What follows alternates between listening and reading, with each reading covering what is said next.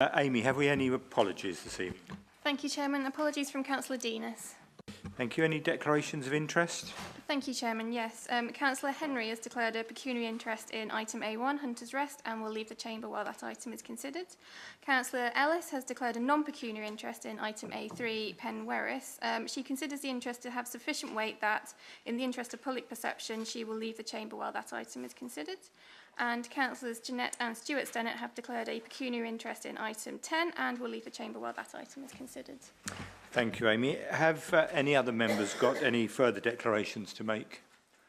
Thank you. Any questions from members of the public or from members? Thank you, Chairman. None received. So we move to any relevant updates to government guidance or legislation since the last meeting. Beth. Thank you, Chairman. Nothing. Performance against government targets. Again, that's Beth. Thank you, Chairman. I just take members to the update sheet entitled Agenda Item 7.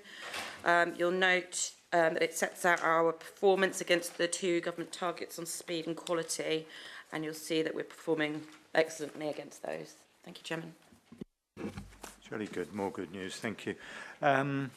So we move on to applications for planning permission, and just a note that in the event of site inspections being necessary as a result of consideration of any of the applications at this meeting, these will be held on Monday the 14th of January 2019, we're into next year already, at a time to be agreed at the meeting. So the first item for consideration this evening is item A1 on the agenda, application reference WA 2018-1401, and it's Hunter's Rest, the Green, Newhurst, and the proposal is for outline application for the erection of 2 dwellings and garages following demolition of existing dwelling and garage with all matters. Matt is going to introduce this application to us. Matt. Thank you, Chairman. Members will remember this item from the deferral from the previous committee. Members requested that the applicant provide additional details in the terms of the design of the proposals. These have been forthcoming and will be shown in the slides. So just to quickly recap, the site is located in Ewhurst and is surrounded by existing development. The Ewhurst Green Conservation Area immediately abuts the site and sort of skirts around this site, as shown by my mouse here. The site is currently hosted by a bungalow, which is positioned in the northeast corner of the site, and as you'll see on the aerial photo, is extensively treed. The site itself is covered by a blanket TPO. The plan on the screen is the indicative block plan. As discussed at the previous committee, plot 1 has been advised to be repositioned for any reserve matters, as there is a conflict with the TPOs to the north here, not by way of root protection, but by way of potential overshadowing. Plot 2 is considered acceptable in its location. There is 1 tree approximately where my mouse is here, which will need to be removed, but this is a small cherry tree, which is only covered by the fact that it is a blanket TPO and is not of any significance. So going to the matters which have come forward, the indicative elevations show that the plan show that the buildings would be 2-storey. The application has also been accompanied by a design statement which reflects the constraints of the site. As you will see on the floor plans, taking into account the trees to the north, windows have been removed from, or not included on this elevation to prevent any overshadowing, and primary habitable windows are facing east on this side and to the south here, preventing any potential overlooking. However, these should be pointed out, these are indicative and will need to be further considered at any reserved matters stage. So turning to the site photographs, the existing bungalow is shown on the screen. As discussed previously, there is no objection to the demolition of this bungalow. It is of low architectural merit. You can see from the photos the extensive tree coverage, particularly the nice oak in the garden here. And as discussed on the indicative block plan and in the report, it is felt that these can be taken into account at the reserved matter stage to not present a conflict. So turning to the determining issues, as this is an outline application for all matters deserved, we are essentially seeking to establish the principle of development for the demolition and the erection of the 2 dwellings. So the matters of principle and technical opinion are the principle of development, the compliance with the habitats regulations, and the matters for judgments are the impact on the countryside beyond the greenbelt, the impact on the adjacent listed building, the impact on the visual amenity, including the impact on the conservation area, and the impact on residential amenity. The application is recommended for approval subject to conditions 1 to 12 as per the update sheet. Thank you very much, Chairman. Thank you, Matt. Could you just, for the benefit of the members, point out where the listed building is that's referred to on the location plan? Thank you. Certainly, Chairman. It is this, it's not quite on the screen, it's the property to the south here. Thank you. This application is open for public speaking, and I would invite Mr. Andrew McVean, who is the agent, to speak in support of the application.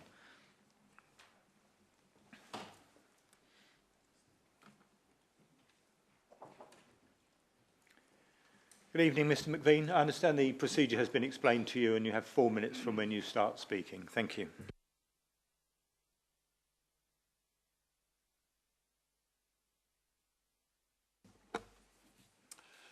This is an outline application where details of all aspects of the design have been left to be the subject of a later application. Despite this, the committee decided to defer the application for the submission of design details showing the siting, design and levels of the new development.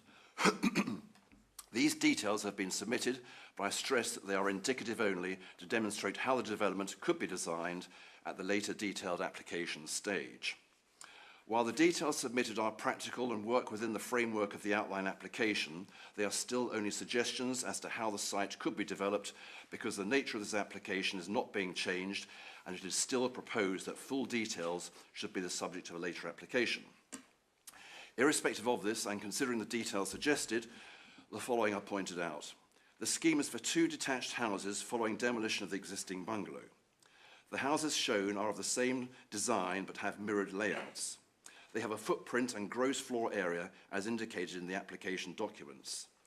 They have 5 bedrooms with integral double garages to contain the building footprint as opposed to detached garages. They have brick-faced elevations and tiled pitched roofs with the slopes at varying levels. The highest ridge of plot 2, the plot nearest the adjoining houses, would be around 150 millimetres lower than the ridge height of Barn Cottage. The ridge of plot 1 would be 870 millimetres lower still.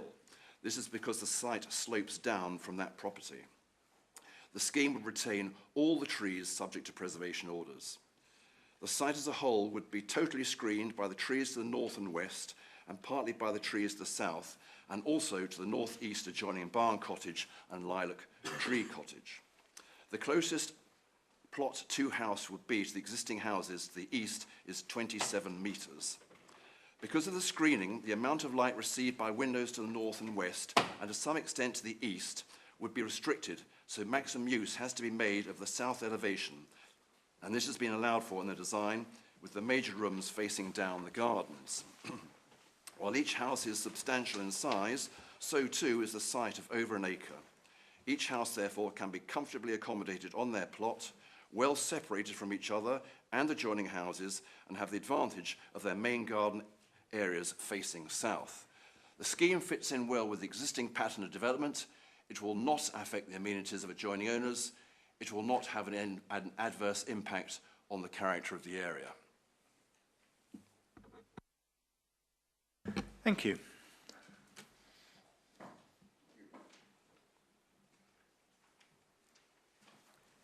Members. Councillor Ellis. Thank you, Chairman. I'm concerned about this application. I appreciate that applicants are perfectly entitled to put in outline applications, but reading through this in detail, to my concern, too many matters are observed by the officers to be concerns that could be overcome at the reserved matters stage. I think previously we found that if an applicant has outline planning permission, we are very limited in the objections we can make at a later stage. I feel that these properties are very large, They do appear to be out of character with the area in terms of bulk and mass. There is the issue of a loss of trees, the impact on wildlife, and the site is in countryside beyond the green belt. So as I have indicated, my feeling is there are too many concerns that could be overcome, according to the officers, at a later stage. I don't feel at this particular point that I could agree to this application. Thank you. Thank you. Anybody else like to comment? Councillor Goodrich. Thank you, Mr. Chairman. I think on the previous occasion we had a site visit which I found very useful, and certainly it's helpful to have an indication as to what the buildings will look like, because previously it was even more vague. I personally think that the plot is big enough to take 2 5-bedroomed houses, and bearing in mind its location, all we're being asked at this stage is to agree in principle to these 2 properties. I think, as I say, it's big enough, and where windows are placed and how it's orientated and where it's exactly placed and all the other matters that are referred to in the report, it would be normal for that to come up in the detailed application. So we have to deal with the application as it is presented to us, and unless I hear anything to the contrary, I'm at the moment proposing to go along with the officer's recommendation. Thank you. Thank you. Councillor Townsend. Thank you. As was said by Councillor Ellis, it is the properties themselves are a little uninspiring, to say the least, at the moment, and I do hope by the time it comes to, if it should be approved, if it comes to reserved matters, that it will be a little bit, they'll be a little bit more characterful. But at the moment, I just wanted to ask officers whether or not it is possible to add perhaps an informative to the particular application, to say whether or not we can, as is pointed out on page 18, paragraph 1, 2, 3, 4, that the 8.5 metre height and the limit to 2-storey could be added at all. Is there any way that we can add that in any shape or form? Thank you. Officers.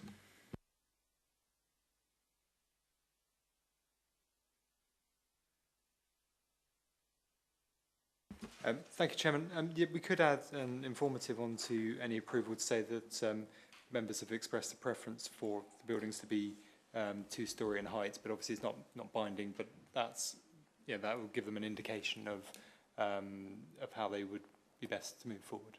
Thank you, Chairman. Thank you. Councillor Townsend, did you wish to come back? No?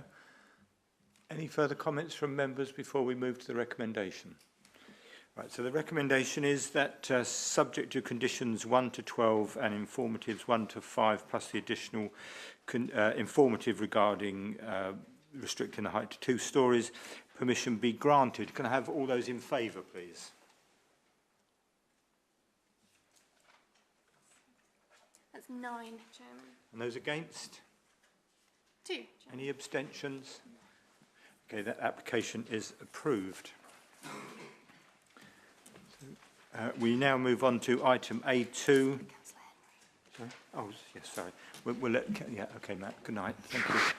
We're waiting for Councillor Henry to rejoin us.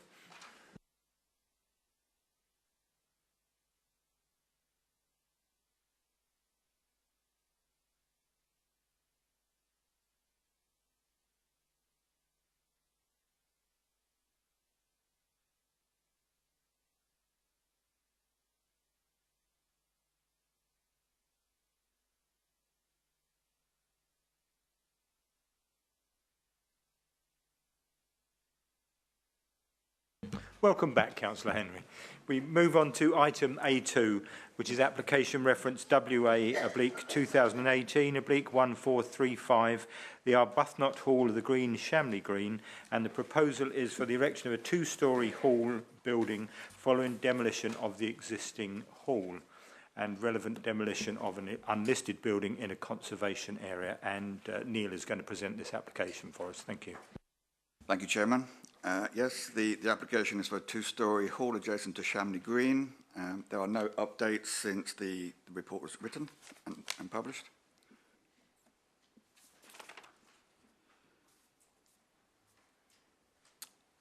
Okay, the site is currently occupied by an existing village hall and is in a prominent position next to the village green, within the green belt, within the rural settlement of Shamley Green, and within the Shamley Green conservation area. The existing hall is an undesignated heritage asset, and the site is within the area of great landscape value.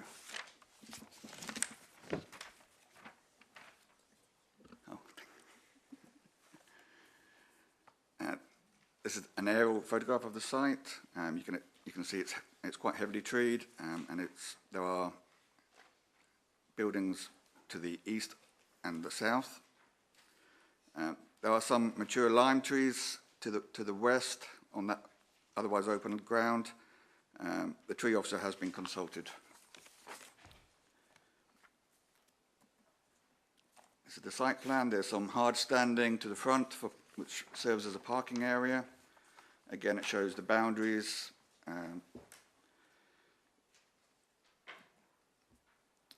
This is the front existing elevation as seen from the green. The front of the building is stepped with a single-storey entrance rising to a two-storey height for the main hall. Looking from the coach house property, which is sited to the south, that's the existing elevation above. The elevation below is the view looking from Boundary House to the east. These are the proposed elevations, again from the front, showing the proposed entrance and balcony above. The height overall would be increased by 0.9 meters. The ridge length would be, at two-storey height, would be increased from 7.5 meters to 17.15 meters.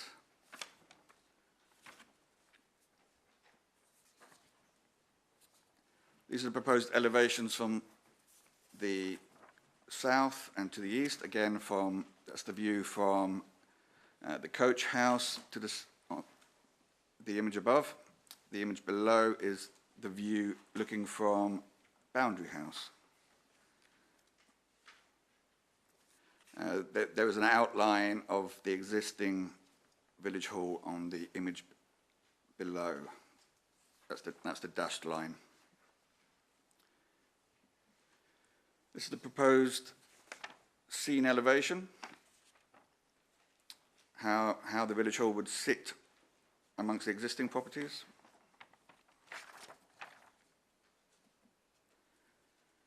And this is a comparative front elevation comparing the proposed village hall with the existing, showing only from the front elevation, so where it's being increased in height and where it's being decreased.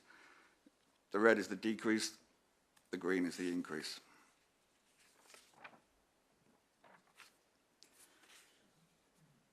These are the existing floor plans, showing the main hall and stage. And this is the proposed ground floor.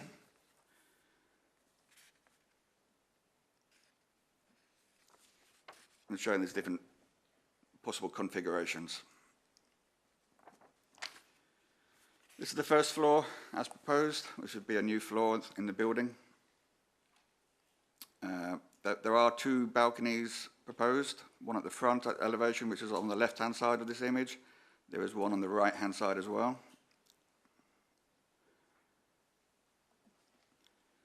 It's the roof plan. And these are some photographs, again, from the front elevation, so from the village green, and from the side, the open ground.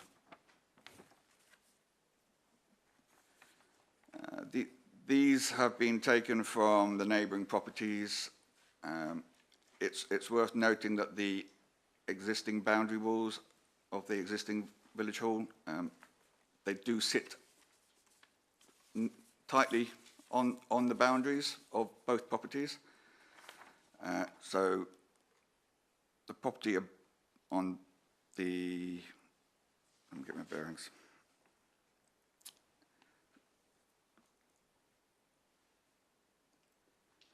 So so this is from the west elevation. So this is from Boundary House, looking towards the village hall. And then this is looking from Coach House.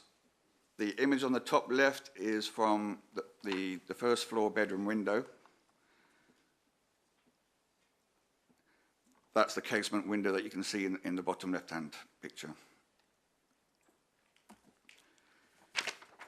So to conclude, Chairman, as set out in the officer's report, the application is recommended for refusal due to the impact on the green belt, the conservation area, residential amenity and ecology. Thank you, Chairman. Thank you. Again, we have public speaking, and I would first invite Mr. Patrick Mannix to speak on behalf of the objectors. Thank you.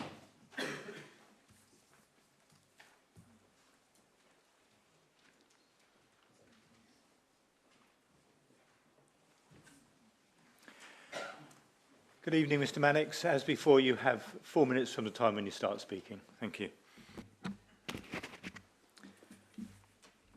Thank you. Good evening.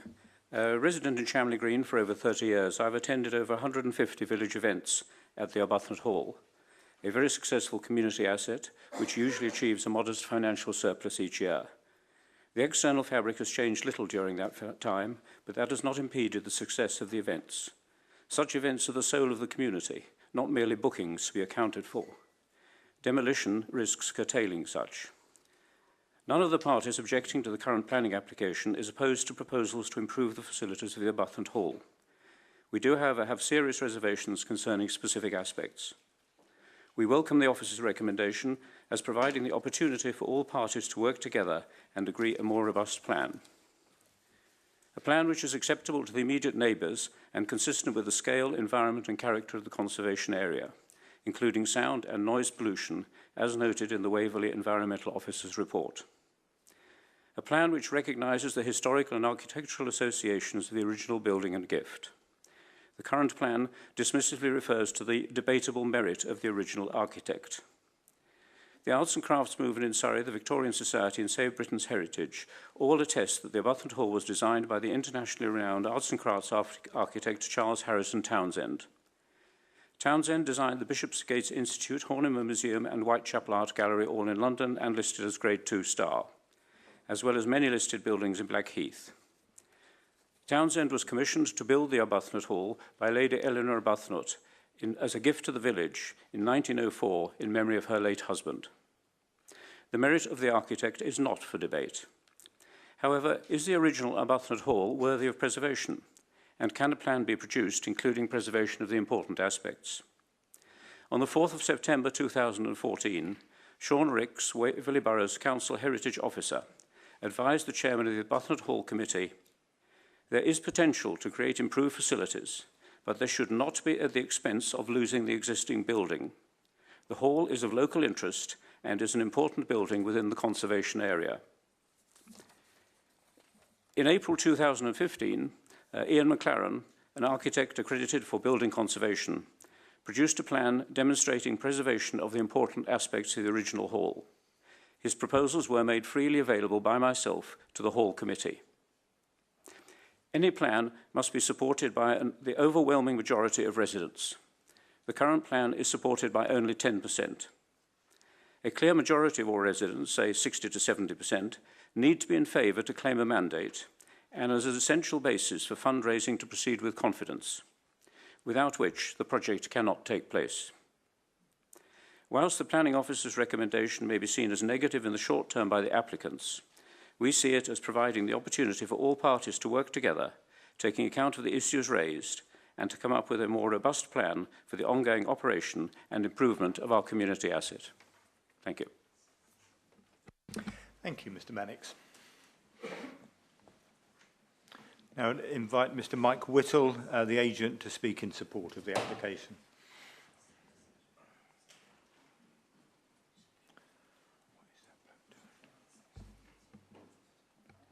Good evening, Mr. Whittle. My name is Mike Whittle. I'm the architect for the scheme and also the agent for the application. I've been asked to read out the following on behalf of the Hall Committee for tonight's presentation. The decision taken by the Hall Management Committee to rebuild was not taken lightly, nor without due process. It has taken over 2 years to reach this point. The Hall was built 114 years ago when the population of the village was 600 persons. The number is now over 3,000. Over the time, the hall has been enlarged to include storage facilities, toilets, bars, and a veranda. The current building is not energy efficient. It has no hall windows at ground floor level and has no English Cricket Board approved criteria or ability to provide safe changing facilities for a growing village youth cricket initiative. Faced with these issues and after consultation, polls, surveys, and finally acting on the wishes of the majority of neighbours and local residents and hall users, the decision has been taken to rebuild the hall via this planning application. Having reviewed options to extend the building within the consultation period, we were advised by the Heritage Officer that they would only recommend plans to build over the existing flat roof areas. This gives minimal benefit at disproportional cost and was borne out by professional advice. The hall has not been listed over the 100 years of its life, and therefore we have assumed from this that until this planning application, no one was interested in preserving it formally. We believe that funding would not be forthcoming from Heritage England, National Lottery, or from other sources for refurbishing extending the hall, as it is one small building by an architect which has not even been listed against the rest of the UK heritage stock that is crying out for similar funds. We dispute that this building has historical interest. We believe that there are many more prominent buildings which are far better examples of Charles Harrison Townsend's work, so the removal of this building will not form a major loss to this architect's historical legacy. The current hall is costly to run. It has failing infrastructure and has little connection to the public realm. It is unattractive to users inside and out and cannot provide multi-use facilities essential for its viability. As a result, lettings are diminishing year on year. It is a poor relation to other village halls within a 12-mile radius. The Heritage Officer has recently mentioned via emails that the new building design will be neutral in visual impact on the conservation area. In that, it does not imply negativity on the existing site. As such, the committee feels that the design of the new building will complement the village scene and will provide a better multi-use community for the next 100 years, thereby keeping Lady Arbuthnot's legacy alive. This is the opportunity for planners to judge and accept the new building as an attractive alternative which will meet the current and future demands rather than the viability of a failing building with little merit. Obviously, the planning officer has raised a number of points in relation to the proposal and his recommendation to refuse. We counter these points as follows. Bulk and massing, the proposed building's front elevation, the front public elevation, has been shown by calculation to be smaller than the existing it replaces. The principal side elevation is larger than the existing, however, it needs to be, and it is shielded by a large stand of trees to the west. Parking, further suggestion that 10 car parking spaces are provided, could be easily accommodated on the land to the east of the village shop. This land is frequently used when needed. Bat survey, we have submitted a report which shows a very low likelihood of bats being present and have committed to undertaking an emergent bat survey in March. Heritage, via the noise, we suggest that any external plant that may be required can be mitigated by condition and attenuation if required. Thank you. Thank you very much.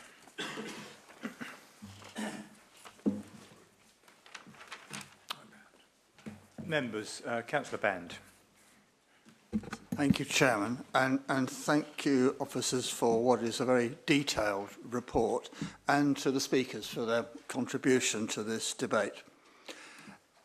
One thing is clear, that there is no disagreement about the need to update this particular hall. And what we have before us is an ambitious proposal. As we've heard, it's for the provision of a considerably larger building, providing more facilities on the existing footprint following demolition of the current hall. And I think it's just worth reminding ourselves just how much bigger it is going to be. I mean, the ridge height is going up for just under a metre. The volume increases by just under 26%, and the floor area increases by just under 67%. So it's quite a significant increase. I think I recognise the support for the proposal shown in the village through the village survey, but the actual application needs to be judged against planning policy. And since the hall is within the conservation area, in the green belt and covered by the ALG, particularly those policies relating to managing change and protecting the locally significant historic building, needs to apply. So I think the applicant needs to demonstrate the harm in planning policy terms caused by demolition of the existing building would be outweighed by the public benefit of the new. And it's not clear to me that this has been done. Also, the impact on the conservation area and the green belt needs to be assessed, as does the impact on neighbouring properties. And it does raise the question, is this scale of increase in building size really acceptable in this location?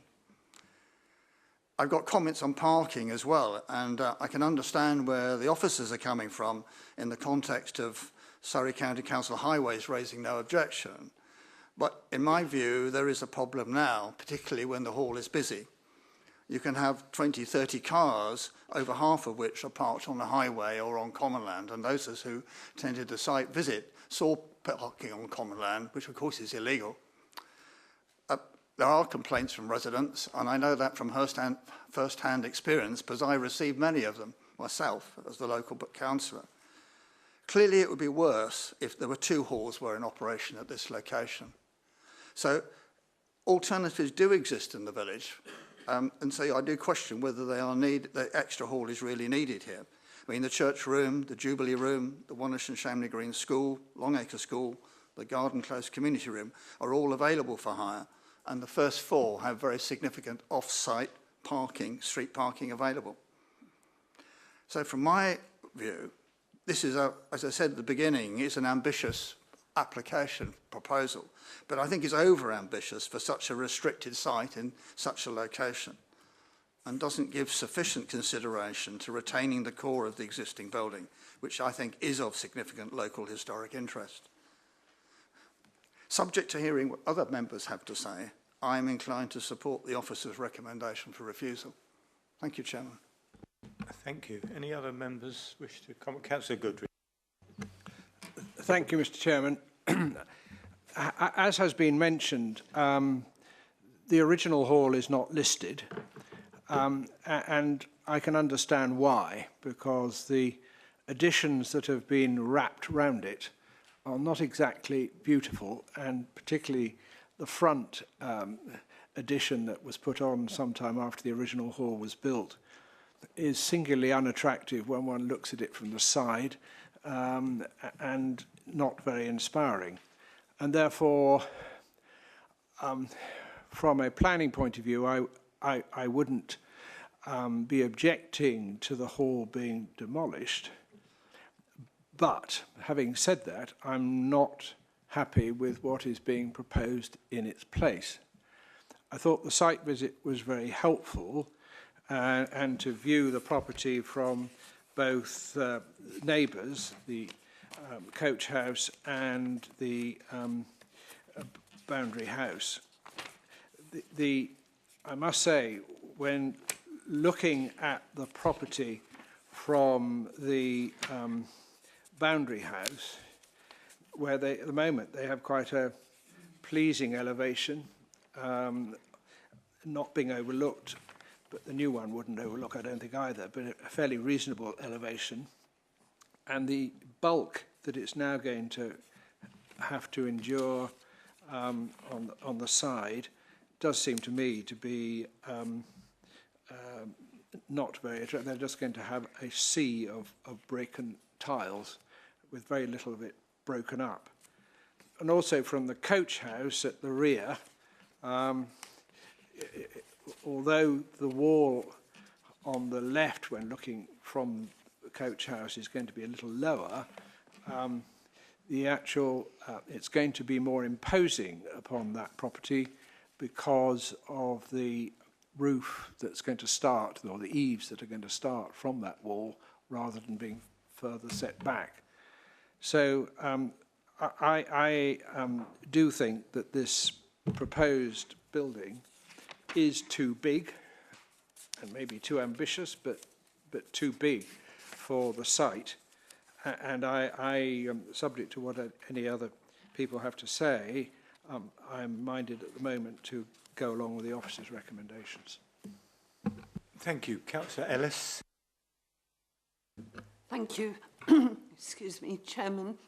I do feel that there is a need to replace the current building. It probably doesn't fit in with modern requirements.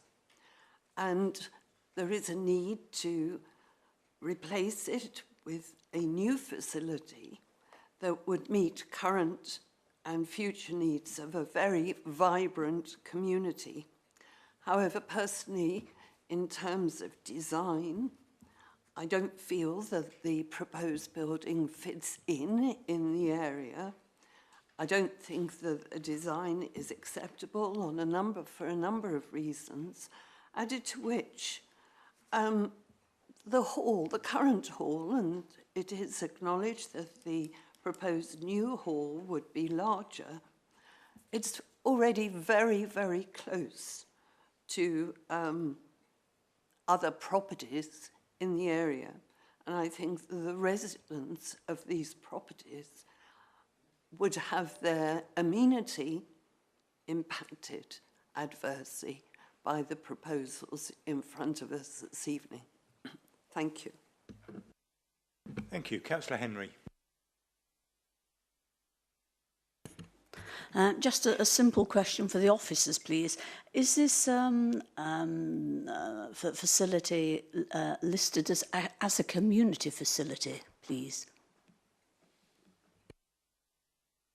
Officers.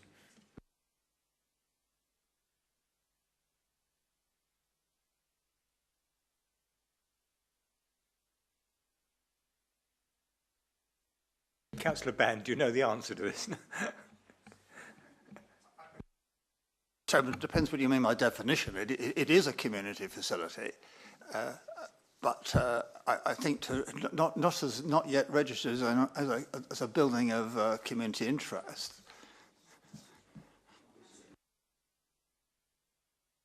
Okay. Does that answer your question, Councillor Henry? Okay. Did you wish to come back or no? No. Okay.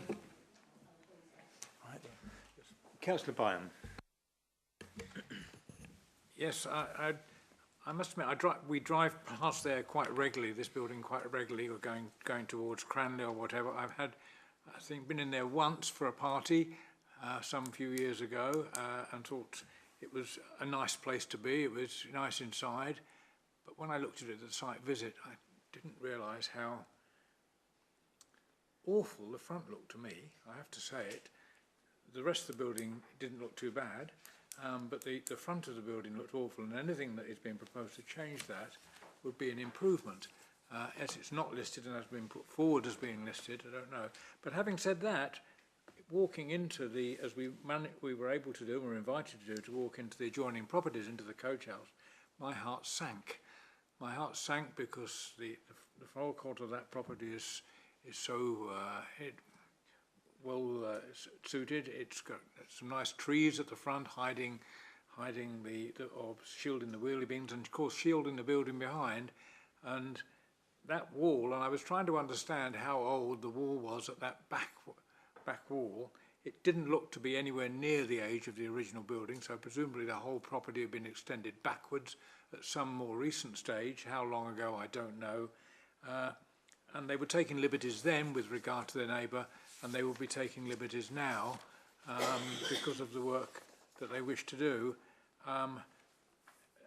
Less of a problem in a sense from the other boundary house. There obviously will be disruption to them, and it was a more attractive looking side there, but I think overall I think that the new design is pretty good, but just a bit too large. My immediate suggestion will be that for the coach house, they ought to retain the existing wall, adjust it slightly and build inside that boundary so that they lose perhaps 3/4 of a metre or a metre of the new building to set it back from the coach house and their coach house's boundary. So I think in the end I support other colleagues and think that we have to refuse this, agree to refusal. Thank you. Any other comments before we move to the recommendation? Councillor Jeanette Stennett. Thank you, Chairman. I've been listening carefully to everybody's concerns, and I have noticed that as the building stands at the moment, people seem to think that it's rather ugly. Inside, of course, when we went on the site visit, the middle of the building was quite beautiful, and it would be a great shame to lose that. But as it stands, the car parking isn't big enough. The wrap around the building is, as was said, not beautiful. The new building would be actually a metre higher than the old building.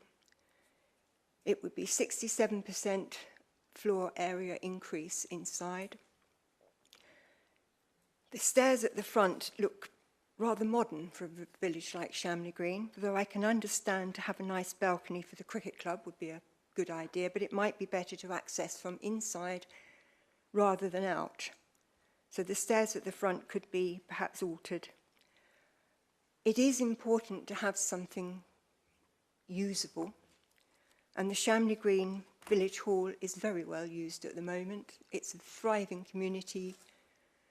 They have their village fete, they have their jumble sales, they have their pantomime, they have clubs, people that use it very regularly all year round. I don't know how long it would take to build a new village hall. In the meantime, to have a village hall and a cricket club in the same building, I don't think this application fits. So I would like to suggest that rather than dismiss it altogether, it goes back to planning to rejig this rather large building on quite a small site and make it something which would be a bit more fit for purpose. Thank you. Thank you, officers. Would you like to comment on the consideration that I think you're suggesting that this application be deferred, Councillor Stennett? Yes? Are you suggesting that the application be deferred? Yeah, okay. Officers, would you like to comment? Thank you, Chairman.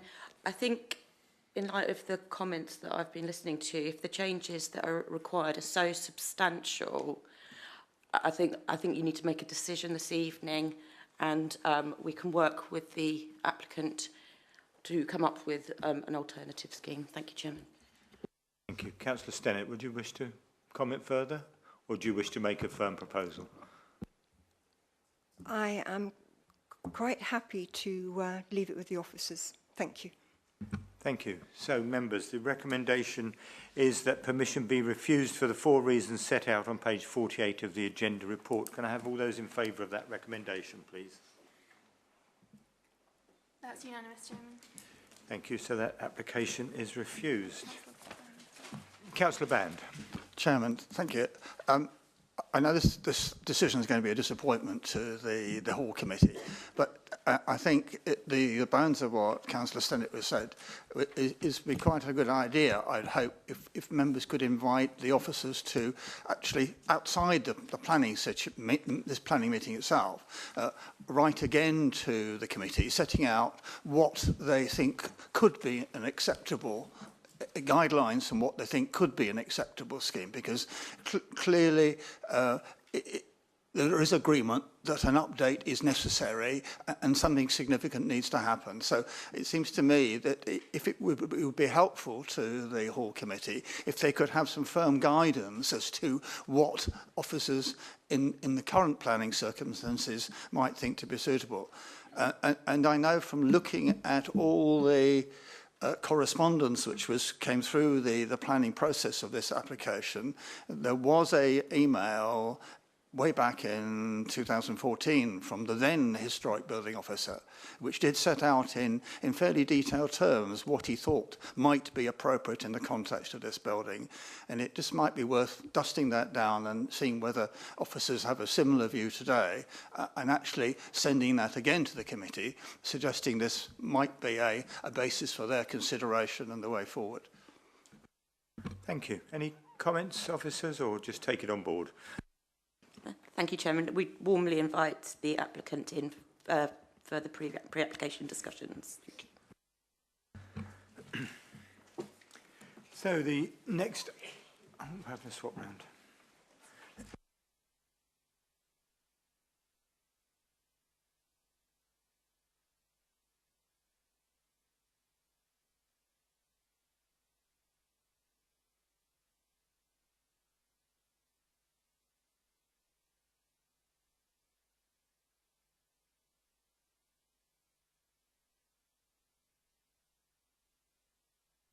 Okay, so moving on to item A3, application reference WA/2018/0572, Penwerris, 51 Horsham Road, Cranley, and the proposal is for the erection of a block of 12 sheltered apartments and 2 bungalows, and the full description is in your agenda, and I would invite Rebecca to present this application to us. Rebecca. Thank you, Chairman. If I could firstly ask members to look at the update sheet. This expands upon what's already been stated in the agenda report, particularly in relation to the existing building and its use. So just to quickly go through that, officers are well aware that the existing building is in active use and is occupied by a number of households. Limited weight should be afforded to the loss of the building, and the same weight was afforded by the inspector in relation to a previous appeal scheme. The weight should be then considered in the planning balance. We acknowledge as officers that the granting of permission this evening would impact on the current occupier's accommodation. Notwithstanding the sensitivities and importance of this, we would advise that the matter of existing occupants becoming homeless would fall under a housing management function and not the planning system. The update sheet therefore sets out the duty which the council would have under the Homelessness Reduction Act 2017 should this arise. The further update to provide verbally to members is that the 3D visual on page 55 has been updated to reflect the amended building design. So this will be set out in the slides this evening. So turning to the location plan, the site is located to the east of Horsham Road. It comprises a large detached building which is currently let out on an individual basis, so it operates as a house of multiple occupancy, HMO. There's no formal planning history for this use, however it's not been subject to any enforcement action historically, and the surrounding area is residential in character. So this aerial photograph just puts the site in context. Members will see the size of the existing building and then the size of the amenity space to the rear, along with the relationship to the surrounding build form. So some photographs now of the site, the existing building. The existing building features accommodation within the roof slope. There's a parking area to the front of the site, which is shown in the bottom left photo. And then the large amenity area can be seen. This is to the east of the building in these photos. The neighbouring dwellings to the east of the site can be seen in this photo. And then this is to the south and then to the north. So permission is sought for the demolition of the existing building and the erection of a main building to provide for 12 residential units. This will be located to the west of the site. The proposal also seeks permission for the erection of 2 further units to the rear of the site, and then there would be associated hard surfacing and landscaping. The units would all be catered for occupants aged 65 plus, and officers recommend a condition to secure this should permission be granted. There would be a total of 19 parking spaces within the site. This would comply with the council's parking guidelines for elderly housing, which the units would fall under the definition of owing to the age restriction. The County Highway Authority has recommended that there be a dedicated pedestrian access constructed on Horsham Road. So this will consist of some dropped curbs and some tactile paving. Contributions have been sought towards off-site affordable housing and the provision of refuse and recycling bins, and these would all be secured by means of a Section 106 agreement should permission be granted. I've just popped on some distances between built forms and to the shared boundaries with other sites, just to give members an idea of the distances involved. So there has been a previous scheme proposed for the site. This was refused and dismissed at appeal. It did include the neighbouring site to the south of the site, so it was both 51 Horsham Road and 53. The current one is for 51 only. There are clear differences in terms of the footprint, the size, scale and nature of the proposal. The previous scheme was for 25 units, whereas the current one is for 14 in total. And as members will see, the built form would be broken up within the site rather than extending the full depth of the site. So this slide just shows the elevations of the main building. The main building will be located on a similar footprint as the existing building. It would have a ridge of 11.4 metres and would feature accommodation in the roof space. The design picks up some of the architectural featuring of the existing building, along with the use of traditional materials. So the 12 units would be split across 3 levels within the main building. At ground floor, there would also be an area for bin storage, recycling, and a buggy store. There would be a lift provided centrally, along with a communal central staircase, and all of the units would accord with the technical space standards. So these would be the 2 units proposed to the rear of the site, so to the east. They would have a ridge height of 6.9 metres and would again feature accommodation in the roof slope. And similarly to the main building, they would also feature traditional materials and architectural detailing, which officers consider to be in keeping with the area. And each of the 2 units would benefit from an attached single garage. And both of these units would also accord with the technical space standards. And just some 3D visuals of the site. So this would be the main building. And then the second one is of the 2 units to the rear of the site, with what would be a sort of a communal landscaped area, and then the parking area broken up with soft landscaping just to the front of the units. So the matters of technical opinion and matters of judgment are shown on the slide. The site falls within the developed area of Cranley. Officers are satisfied that the proposed design and visual appearance would be acceptable for the area. We note that the scheme would introduce built form to the rear of the site. However, we're of the opinion that the degree of built form would not amount to an overdevelopment of the site. Having regard to distances to neighbouring dwellings, the locations of openings and the roof hipping, it's considered that there would be no material harm to neighbouring amenity. And as mentioned, the parking would accord with the parking guidelines. The scheme represents a considerable reduction in bulk, scale and massing compared with the previous scheme, and officers consider it to be acceptable in its own right. The officer recommendation is therefore approval, subject to the completion of a 106 agreement, conditions and informatives. Thank you, Chairman. Thank you, Rebecca. And I would invite Mr. Jonathan Martin to speak on behalf of the objectors.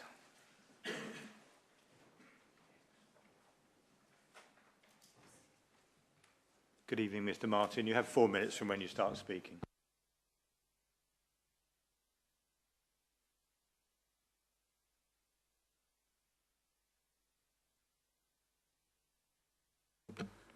The proposed application is far too large and an overdevelopment of the site.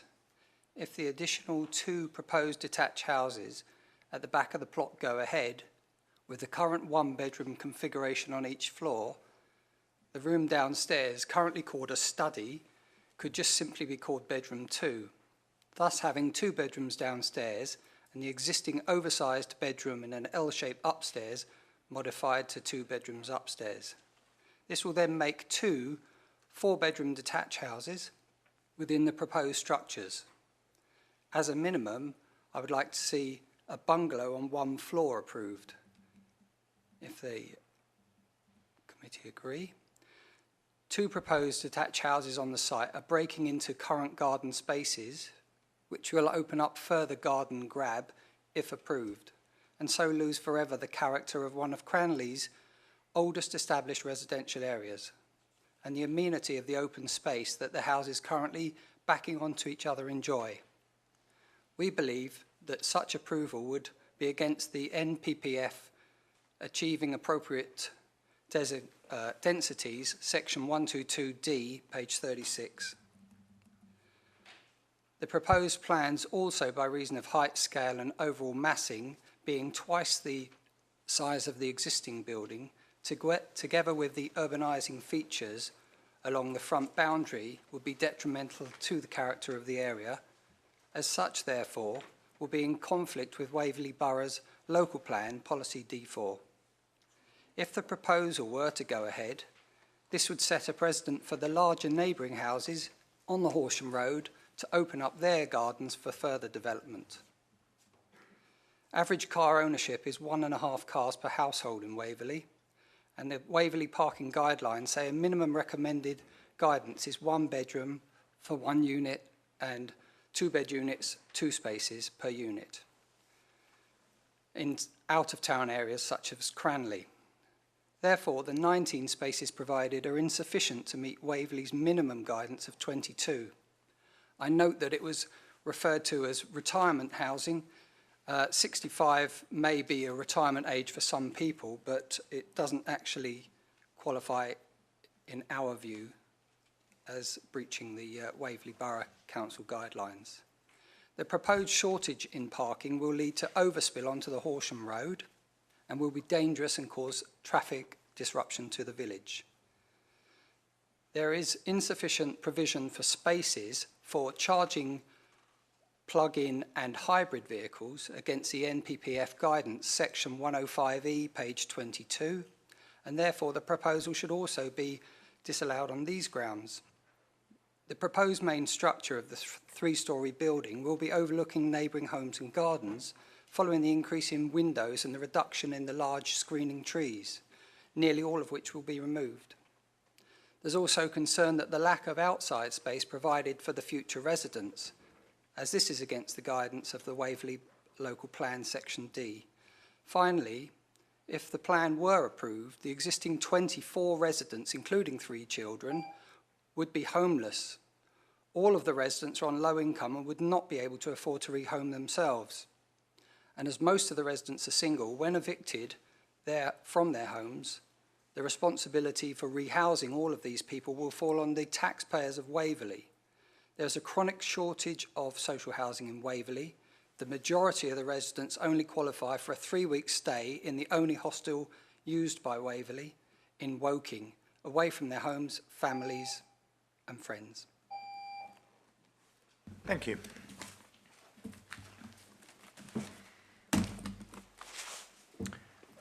And I would ask Brian Freeston to speak on behalf of the parish.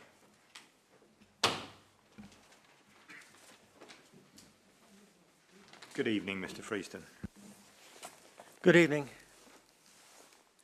Good evening, councillors. There is no doubt that this is a very sensitive development, not least because it will result in some 24 Cranleyans on low incomes being made homeless. We in Cranley need these people in our village, and this is the only house in multiple occupancy in the village. Apparently, though, this rather oddly cannot be considered on planning grounds.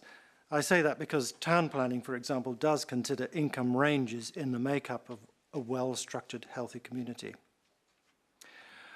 A while back, I conducted a survey of over 100 houses in the area around 51 Horsham Road, and 96% of those were concerned for the future of the residents of Penwerris. Incidentally, this news had an extraordinary effect on the residents becoming house and garden proud, as they really felt part of the community.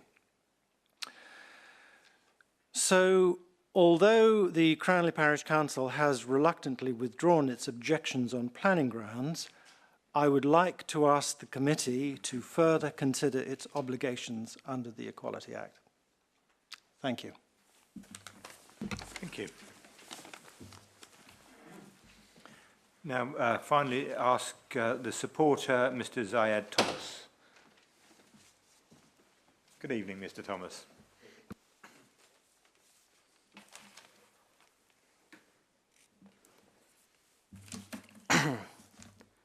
I speak to you on behalf of the applicant, Renaissance Retirement Limited. The proposal site presents a rare opportunity to provide sheltered housing in an ideal location for this form of development, situated within walking distance of Cranley Village Centre. We consider that there is currently no provision of specialist older persons housing within Cranley, for which there is an acknowledged need in the local plan. While Elmbridge Retirement Village is located nearby, at present, elderly residents of Cranley wishing to move to more suitable accommodation would need to look outside the village. The site was the subject of a historic application for 25 units by a different sheltered housing provider that was ultimately dismissed at appeal in 2016. This was solely on the grounds of design, specifically issues arising from the extent and depth of the rear wing. The Renaissance retirement proposal seeks to positively address the concerns raised by the inspector. Accordingly, our proposal is on a smaller site and significantly reduces the amount of development on site from 25 to 14 dwellings. It also completely removes the rear wing projecting deep into the site and replaces it with a rectangular flatted apartment block in a similar location to the existing building. 2 bungalows are proposed towards the rear of the site. This significantly reduces the bulk and massing compared to the previous proposal and frees up the centre of the site for landscape gardens and parking. The issue of privacy and harm to the amenity of neighbours is addressed by the limited number of windows facing properties on Horsham Road. Where windows are proposed, these are small and secondary in nature and are located in areas that benefit from a significant level of screening, the majority of which will be retained. Obscure glass will also be used on all windows above ground floor level. Similarly, there will be no overlooking into the rear gardens of neighbours at the Mount, as there are no windows above ground floor that face these properties directly. Significant effort has also been taken in respect of the overall appearance and design of the proposal. This has been informed by the Cranley Design Guide and references the brick and clay tile buildings in the arts and crafts style from the surrounding area. Materials on the scheme include a mixture of local red brick and textured white render. These are paired with clay-hung tiles to the first floor. These roofs have clay tiles and painted barge boards to the gable ends, which are finished with decorative ridge tiles. We would also like to stress that Renaissance Retirement has engaged proactively with both the Borough and the Parish Council to ensure that the schemes meet their aspirations. In response to the concerns to the original plans, revised plans were submitted in September. These included the following amendments: an age restriction for occupiers of 65 plus, so that the proposal accords fully with the local plan's definition of older persons accommodation. The reduction in the number of bungalows at the rear of the site from 3 to 2. The comprehensive redesign of the bungalows so that they are more cottage-like in their appearance.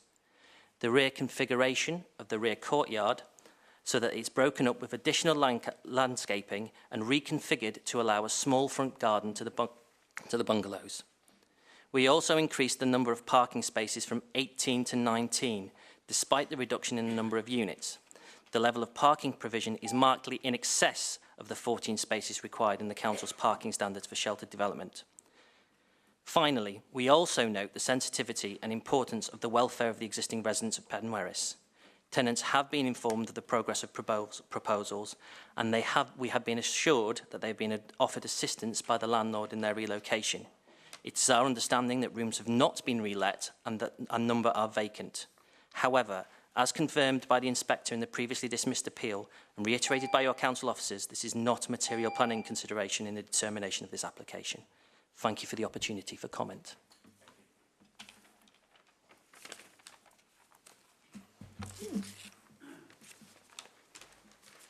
Members.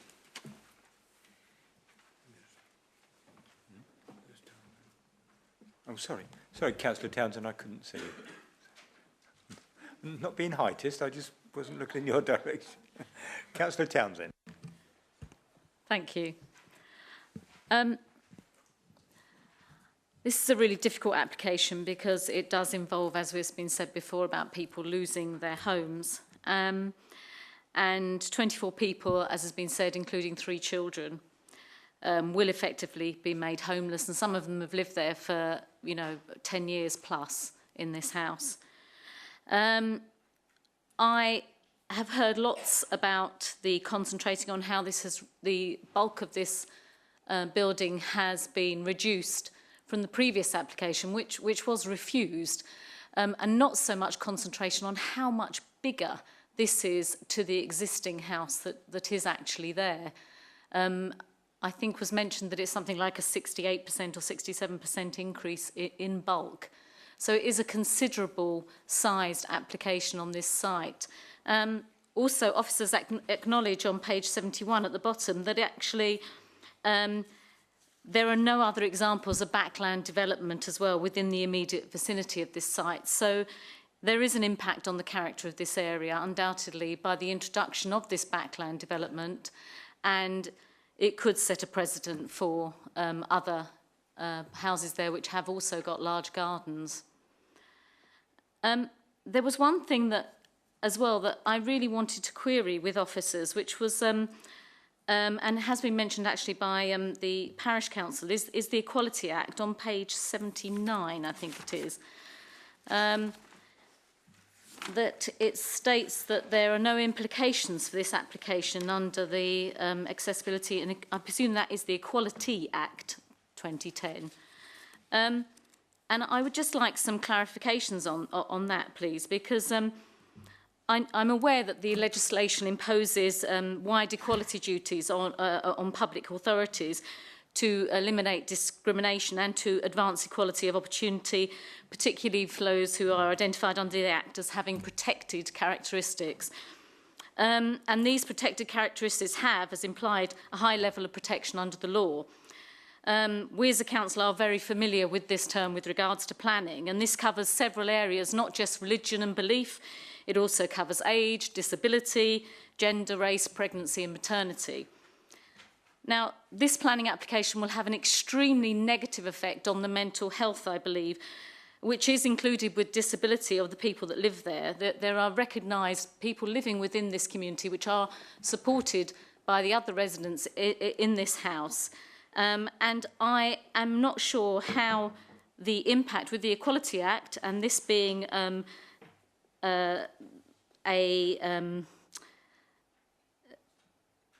having a negative impact, as I said, on people with disability, how this has not been taken into account. Unlike other groups with protected characteristics, we have no report on the impact on these residents. And I'm just concerned that are we treating these people with equality? So I would like to have some comment on that, please. Thank you. Thank you. Officers, would you like to comment on that?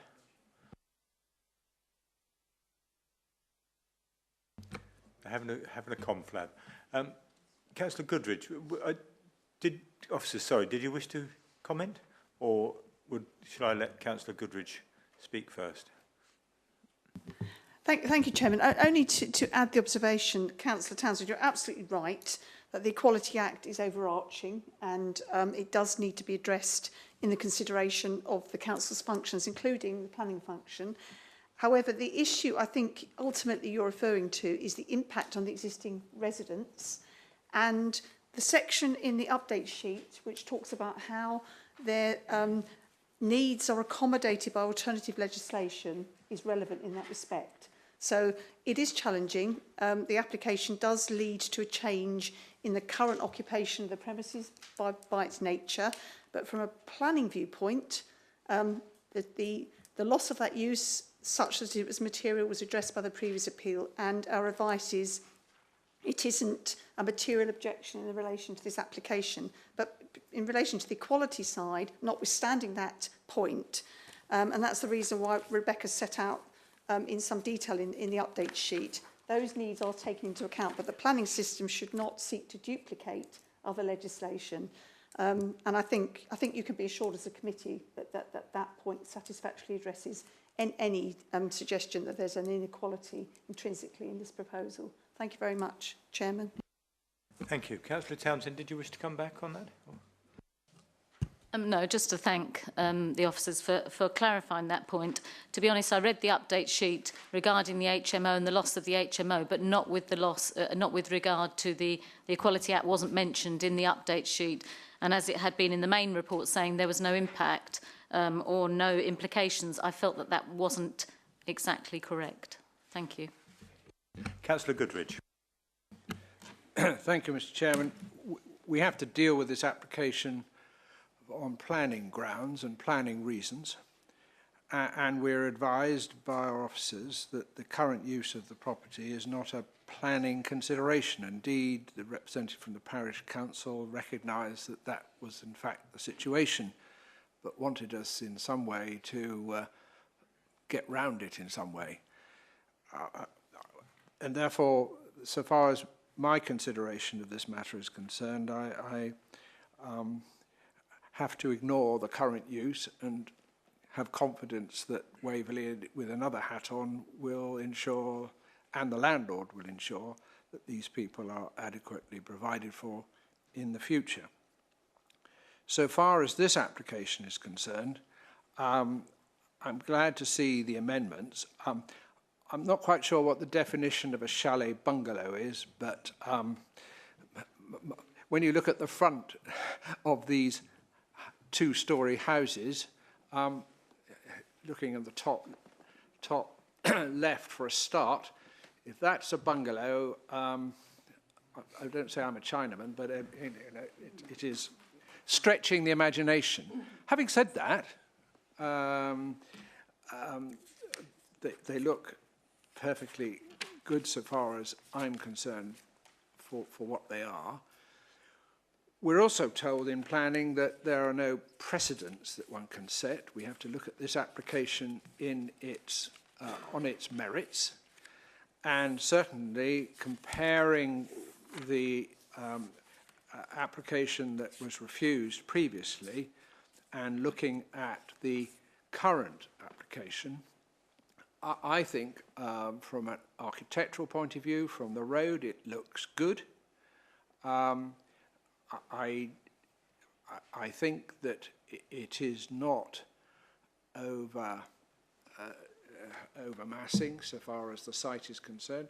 Yes, we can be told it's no longer 25, it's only 14, but of course we are dealing with a different size plot than before. But even taking that into account and the distances from neighbouring properties, I think is acceptable. And I note the parish council are not objecting either. And therefore, unless I hear something differently during the course of this debate, I propose to go along with the officer's recommendations. Thank you. Councillor Stewart-Stanley. Thank you, Chairman. Where do I start? I think it's oversized. I think it's far too big. It's overdevelopment. And like my colleague there, I can't see how you can describe that as a bungalow because it's not. It's a house. Yes, we do need some bungalows and smaller properties, but that to me is just a joke. There's not enough parking. It will be overbearing on other properties. It will set a precedence for backland development.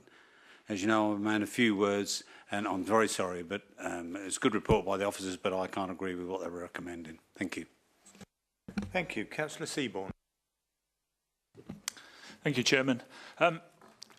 We have a similar size development of a similar nature in my ward, and so the issue of parking and the balance with amenity space is something that comes to mind. The development in my ward has insufficient parking, so we're very sensitive to that. I actually think, given that there's a similar number of units being offered here and the parking is significantly greater, I'm actually quite comfortable with that. I'm a little more concerned about the balance of amenity space to parking. So if you take the Horsham Road side of this development down to about to the back of the main building, I'm comfortable with that. The only thing I guess I would suggest to colleagues is we worry about the balance at the back. I was particularly interested when we saw the visualisation of the amenity space in the garden area, because that looked quite exciting, it looked quite nice and quite pleasant. If it's really going to look like that, so that the parking isn't overbearing, then that looks okay to me. But I'm equally concerned about the point that's been made about the two houses at the back. It's just getting that balance right in the back half for me. I think I'm just about there. it'd be nice to know if that particular visualization is really what it's going to look like, or is that designed to excite me, and there won't be quite as much space and as much separation when it actually gets built. Thank you, Chairman.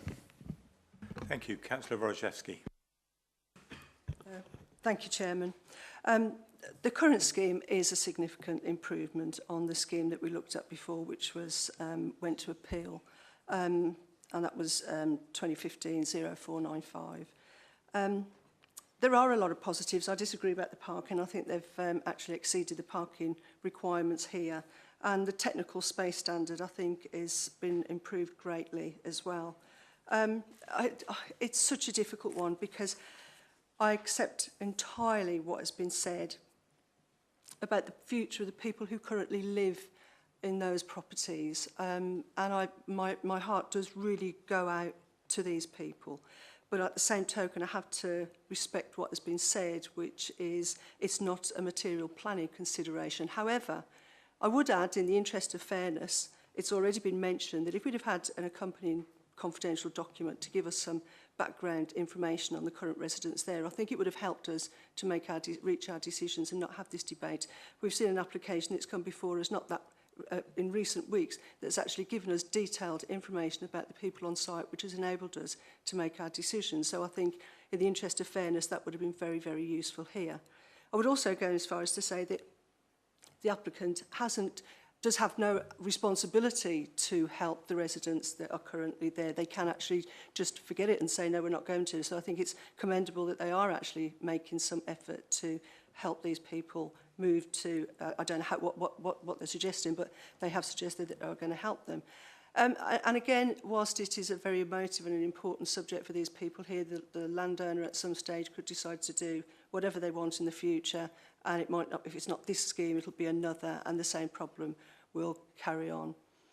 The biggest problem I have with this application is the scale and the mass of it, because although it is a much smaller scheme, it is over just the one site and not the two, and you know that means that the previous scheme, if brought back and involved a second property, would almost be double in size. So it is a smaller scheme, but it is only on 51. It doesn't include 53. I have to say that on this occasion, I regret very much the loss of these two buildings. I'd find that it would be very difficult at an appeal for this because there's no planning material considerations to refuse it. The bungalows, my definition of a bungalow is a single-storey dwelling. And I would actually, that's the only thing in this application here this evening that would really make me think about perhaps not going with the officer's recommendation, is because they are not single-storey dwellings, they are two-storey dwellings. I will wait to listen with interest to what my fellow colleagues have got to say, but for now I'm minded to support the officer's recommendation, but I would like to see something done to restore those two bungalows to what they're supposed to be, which are bungalows and not double-storey dwellings. Thank you, Chairman. Thank you. Councillor Gray. Thank you, Mr. Chairman. Like my colleagues, I have a view of bungalows. I even have a view of chalet bungalows, but I mean, they look like houses to me, but that's just an impression. I'm concerned about the sheltered and the age. I mean, to me, this looks like a block of flats. We've added an age restriction. We call it sheltered. Now, to my mind, sheltered would include services. I'm not sure what services or otherwise is being provided. I would like an answer from the officers as to how easy it would be for the age restriction to be taken off these premises. And I suppose, like my colleagues, if we're going to have a large block of flats in that area, even though they are older, 65, well, I'm over 65 and I still like to have some amenity space. I think this proposal should come in minus the two houses at the back. I think it's total overdevelopment. They haven't provided the space there. I know we talk about the parking spaces, but the sort of people that I think they're envisaged putting in here will probably have a greater number of visitors than a normal operation. So I think we've got to be very careful of this. I would like to have an an answer on the age restriction and what aspect of this is sheltered. But I'm reserved my judgment at the moment, but I'm not that impressed. Thank you. Beth, do you wish to come back? Yes, thank you, Chairman. In respect of the 65 plus element, you'll see that we're securing that by way of condition. I understand your concern is what if they come in to remove that. In that respect, it's almost self-enforcing, because as a 65 plus elderly accommodation, the parking guidelines require fewer spaces. So if they sought to remove the condition, they would not be able to comply with the parking guidelines, which would be a material objection to any application. In terms of the sheltered, I'm just going to ask Bex to take that up. Thank you. Thank you, Chairman. Yes, sorry. So the proposal has been put forward on the basis of an age restriction 65 plus. That's having regard to our policy AHN3, which is for the different housing types and size, and that identifies that effectively the council will support the provision of new housing and related accommodation to meet needs of specific groups. So for older people, elderly people, that is age 65 and over. In terms of the services, there isn't going to be sort of services provided. There's no on-site warden or anything like that. There are communal areas within the flats, but the units themselves are sort of independent units and have the facilities provided for the occupants. Thank you, Chairman. Thank you. Councillor Gray. Can I just come back? Thank you very much. That was very helpful. So effectively what you're saying is that you discriminate against older people by saying they don't have as much cars around there. I think you're also discriminating on them by saying you don't actually have to have enough space. I'm a little concerned with your comments about it being, removing the condition and the number of spaces would be less. I think we would find it very difficult if they came along and removed those conditions. Can you confirm what class this is? Is this a normal class? Elizabeth. Sorry, Chairman, just to help Councillor Gray, I think it's worth just going back to the source of your guidelines, which is an approved council document. It's a material consideration. And there's a recognised reduction in demand for car parking spaces with this group. So it's not something that we've just put forward as an argument to support the idea that if the condition is relaxed, that would be the approach. A planning application to vary that condition would need to be acceptable in planning terms, including compliance with your policy, your parking guidelines, which, as I say, have been adopted as a material consideration. So you would be very well placed if you found planning harm arising from that application to vary that condition in terms of non-compliance with your guidelines to reject that application. I do hope that helps. Thank you. Thank you. Councillor Gray, did you wish to respond? In that case, my comments, I'm suitably rebuked by our head of planning. My qualities problem then is with basically our policy in the first place. I think it's discriminatory. Thank you. Thank you. No, you're not, sorry. Councillor Wojciechowski, would you like to come back, please? Yeah, thank you, Chairman, for letting me come back. I think when we're talking about this scheme being sheltered housing, it's very, very nice sheltered housing. It's not sheltered housing like we would assume in other parts of the borough where they have assisted living and so forth. That the residents here are going to be paying an extortionate amount of money in service charges to live there. So this is not sheltered housing under the terminology that we may think it is. It is very attractive. I do take up a point there that has just been said. And I just want to touch on the affordable housing side of it. Could officers please just talk me through how we came to the conclusion about the affordable housing and the contribution and what it's going to be? Because I think I've misread the report and I just need it to be clarified here, if you wouldn't mind, please. Right, officers, would you like to clarify the affordable housing area? Yes, thank you, Chairman. Sorry, I'm just going to get to the correct section in my agenda report.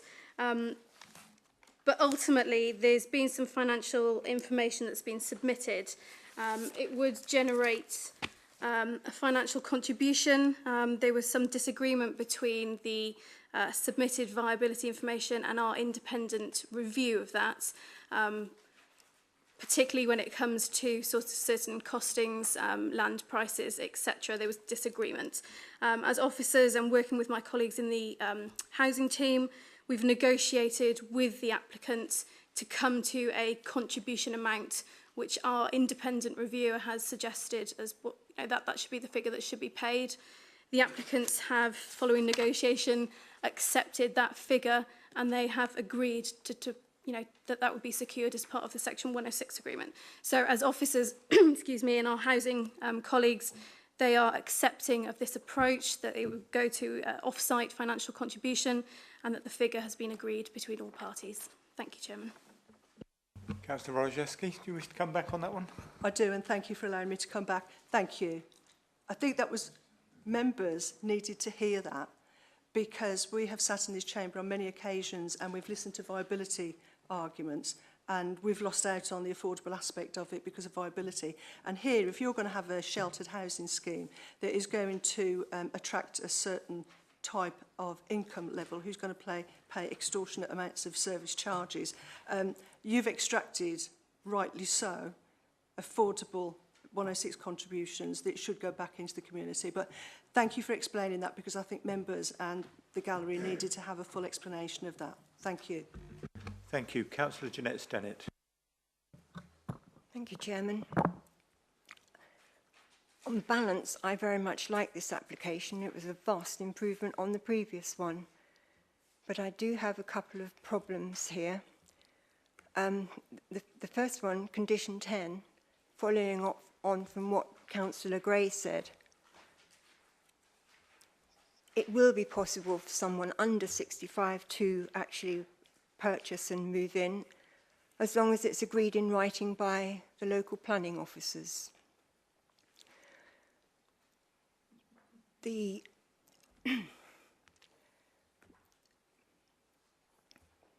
Would you like Elizabeth to respond yes, to that please. before you continue? Sorry.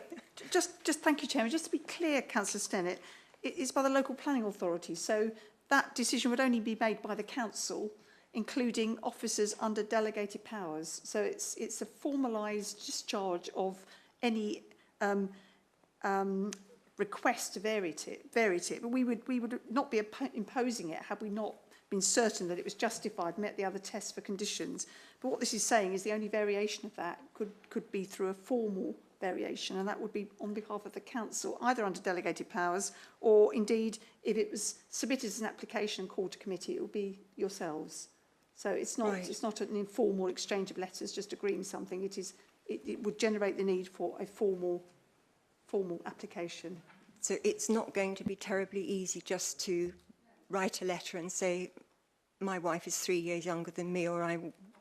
Okay, fine, thank you. The other thing, of course, was the parking. I take everybody's points about the possibility of parking on the Horsham Road. Across the road from there, of course, will be the Crest Nicholson, 2 large estates now becoming one. The word no on-site warden was actually mentioned. Well, it might have to be a traffic warden. If we take Councillor Gray's points that as we age, we get more visitors than we actually do take car journeys ourselves, although I do take exception to people over 65 being able to walk easily into the village from Penwerris. I should imagine quite a few of them will need to take their cars in and out. The biggest problem I have is the tenants at the moment. I noticed the word trust, that WBC will be able to help them.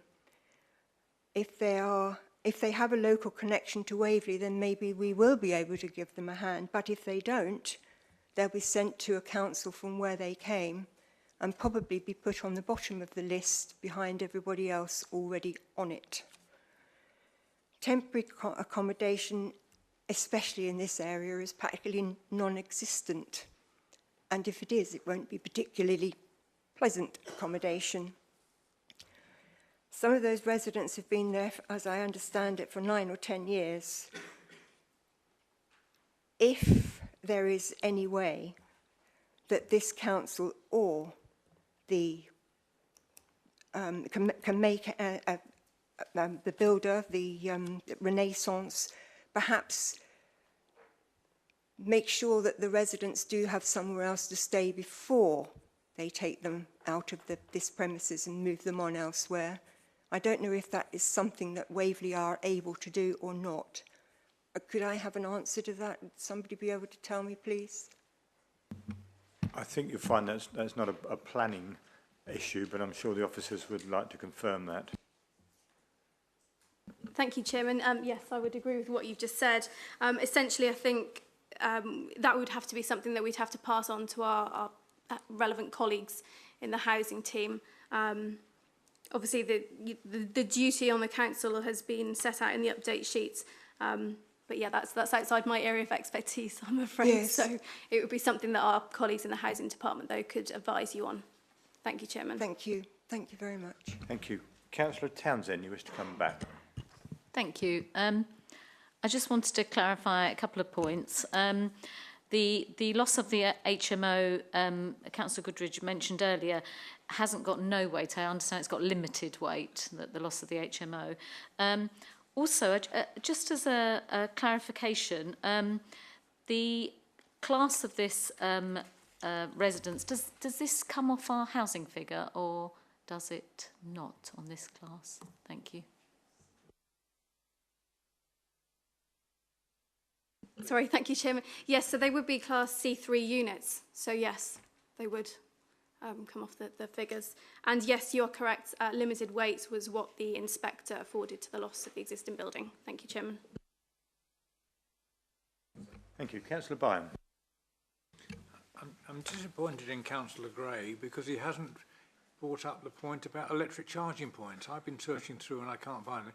Am I wrong? Is there electric charging points throughout? That's something we've been... we rely on you, Councillor Gray, to bang the drum about that, but perhaps it's there and I've forgotten. The other point I'd like to make with regard to affordable housing, some years ago when we had the redevelopment of what was the Bramley Grange Hotel into a new build for housing, the applicants there strongly denied that they had any requirement whatsoever to do with any affordable housing. We ended up with having their car park given to us so that we could put 6 shared ownership properties on that site. The small number, the amount of money that's included here will go towards what, 1.5 houses? Does that match anywhere? Just the build, obviously not the land. So it's not very acceptable in terms of their contribution to affordable housing, which I think should be more substantial. Thank you. Any comments, officers? Chairman, only to give Councillor Byam a little bit of comfort that the negotiation which Rebecca has described has clearly been important to the final figure, but the enabling team for a long time have used fairly standard and respected calculator to establish what is the appropriate sum for a commuter sum. So, in fact, that guidance that they've been using informally is actually coming through in the form of eventually, hopefully, a supplementary planning document that will give it some more formality. But the point I'm making is it has been looked at very carefully as to what it should be and what is reasonable and what is viable. So I think I understand your concern, but I think you can take some comfort that it has been looked at appropriately and the figure that's been negotiated is, in their view, the appropriate one and the reasonable one. Thank you, Chairman. If I may, yes, but we keep, perhaps it's my hearing, we keep on hearing 55 and then 65. Is it now changed to 65? Because within the main body of the report it's 55 and over, and presumably at 55 and over you require different parking standards, and therefore it's changed to 65. And in terms of the eligibility of the present residents to be able to get on the housing register, they're living there, therefore they must have a connection with the community. They live in Cranley. How many of those would actually qualify in the end for our own housing stock as coming up, because Cranley is producing quite a lot, but I don't know. Thank you. Officers, we haven't, I had an answer to the question about charging points before Councillor Gray jumps up and down.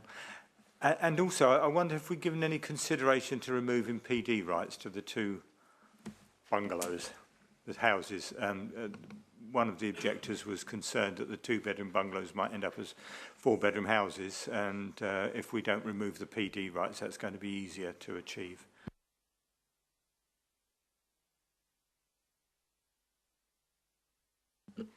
Thank you, Chairman. Yes, just to come back on a couple of the points.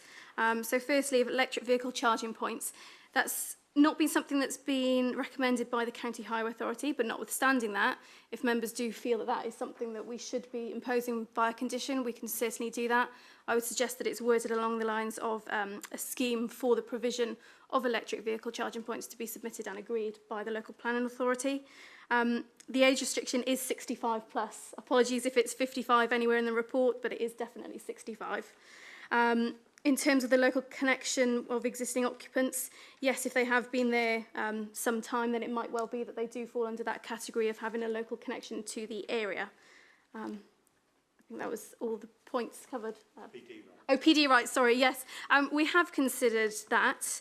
Obviously, having regard to the amenity space and the location, there would be, in my opinion, limited options. However, it might be something that we could restrict maybe in terms of Class B, so alterations to the roof, if that was something that members wanted to discuss. Thank you, Chairman. The rear roof slope looks ripe for a huge dormer on it, doesn't it?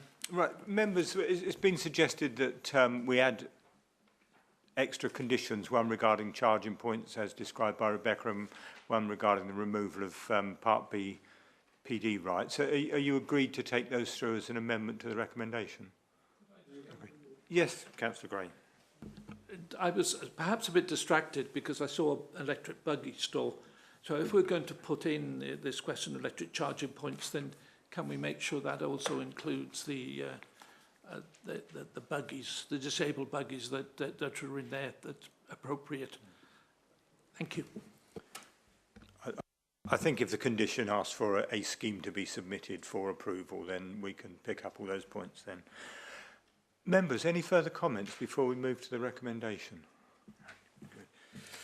Okay, so the recommendation A is that subject to Section 106 agreement to secure a financial contribution towards affordable housing and recycling containers, conditions 1 to 28 plus the additional conditions just agreed, and informatives 1 to 9, permission be granted. All those in favour of that recommendation, please. 6, 7, Chairman. And those against? 3, Chairman. And 1 abstention. So that permission is granted. And then we have recommendation B, that in the event that a Section 106 agreement is not completed within 6 months of the resolution to grant permission, permission be refused. All those in favour of that recommendation? That's unanimous, Chairman. Thank you. So that is also, recommendation is approved. I don't know if there's... Councillor Evans.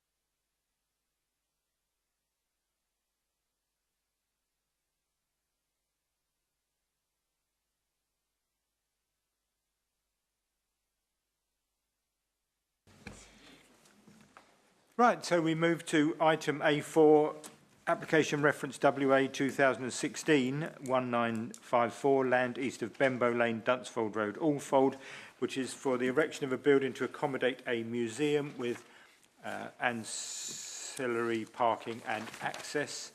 And Elizabeth is going to introduce this, and then Rachel is going to introduce the actual application. Thank you very much, Chairman. I just wanted to make a few key points on this item to help members in their assessment. Firstly, to be clear, this application does not form part of the application site for the Dunsfold new settlement. As you'll see from the report, it relates to land adjacent to the new settlement area and is in separate ownership from Dunsfold Park.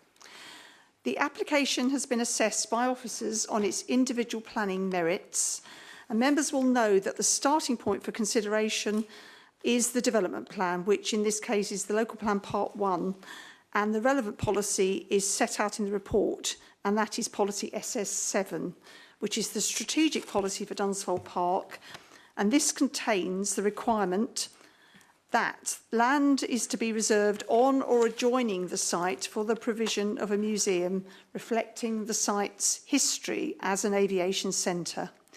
So members, that key policy is the key link between the current proposal and the extant planning permission for the new settlement. The test, as you will have seen from the report, is then whether the application complies with the development plan and other relevant material considerations. Members will need to decide if the proposal accords with the requirement in policy SS7, in as much as it is a museum reflecting the site's history as an aviation centre, but also whether the benefits of the scheme are outweighed by any identified harms or impacts. So just to be clear, members, this is a matter of planning balance. It's firmly within your gift to weigh the harms against the benefits. The officer's recommendation has been made on balance, having regard to this context, but I did want to be clear about the broader context to assist your consideration. So I'm now going to hand over, Chairman, to Rachel to take you through the plans. So I hope that was helpful. Thank you, Chairman. Thank you, Chairman, and for the introduction, Elizabeth. This application is submitted in outline form with all matters reserved. Turning to the location plan, you'll see the site outlined for you in red on screen. The land to the west of the site is the subject of a planning application to change of use to form a nature reserve, and that's the next item on the agenda tonight. The site itself is located immediately south of the Dunsfold Aerodrome site.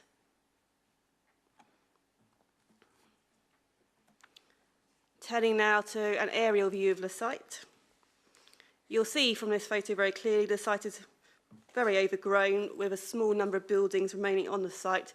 You'll struggle to see those in the photos here, but I will move on to those subsequently to show them to you. The site is extensively screened behind a hedgerow, as well as a number of trees and other natural screening within the site. And you'll see there's no existing vehicular access or pedestrian access into the site as it stands. Moving now to the existing built form on site. The site was formerly part of Dunsfold Aerodrome some time ago now.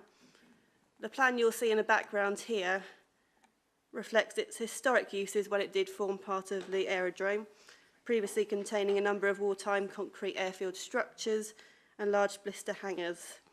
I've got two photographs for you here on screen, and they show you the two of the buildings which remain on site and remaining areas of hard standing. You'll see one example just on the top right, which is quite deep within the site.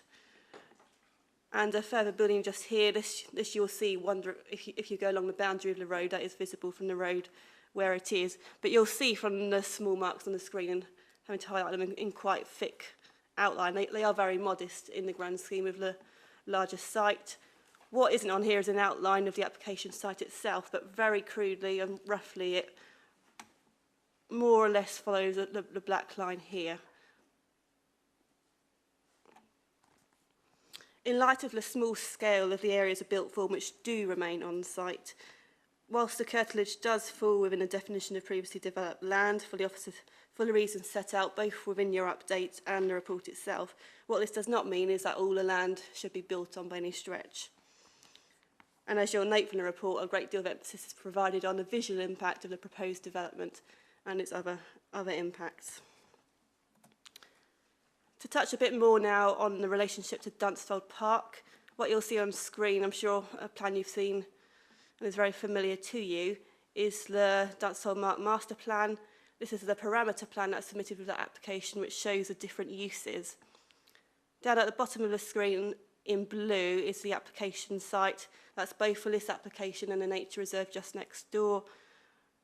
You'll see, in terms of where it would be immediately adjacent to the north would be areas of open space.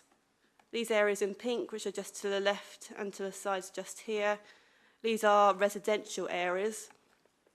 Clearly, that application we have also seen is in outline form in terms of the proposed new settlement, new dwellings. So this is as much detail as we have at this stage for that application in terms of what uses and exactly how close they would be to the boundary with this application.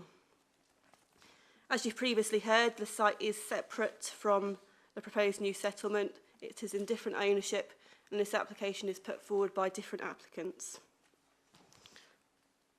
Policy SS7 does require land to be reserved on or adjoining the site for the provision of a museum reflecting Dunsfold Park's history as an aviation centre.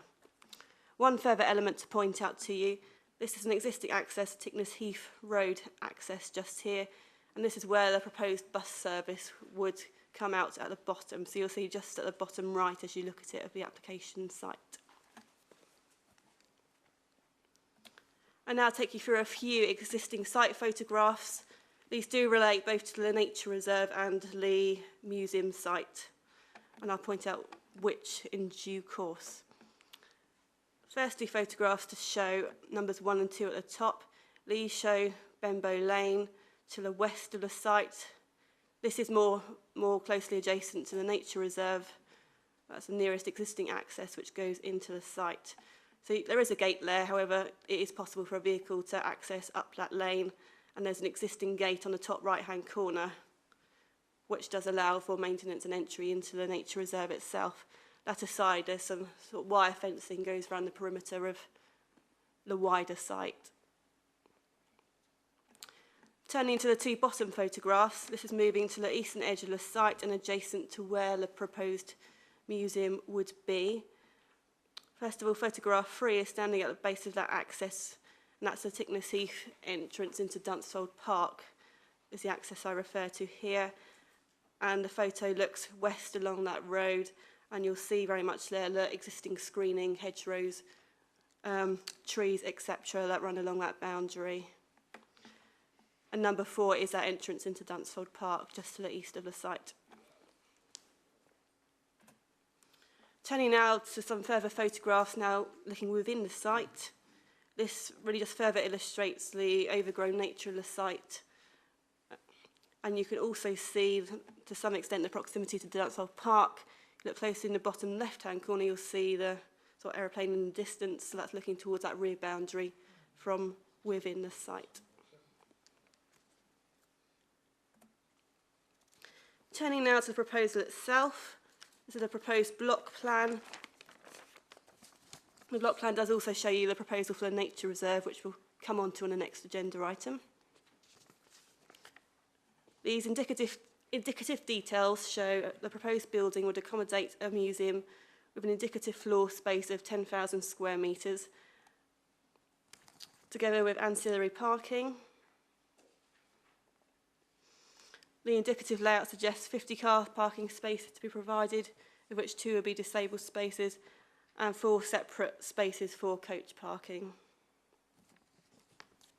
A new vehicular access is proposed onto Dunsfold Road on the south of the site. Again, just to emphasise that as it is in outline form, these details are all indicative, and they could apply to change these details pursuant to a reserve matters application should they choose to do so. One of the key points to note of that, of course, is that there is a potential for future changes, such as perhaps access points into the aerodrome itself, or additional access points there, which of course may be of benefit to the application in the longer term.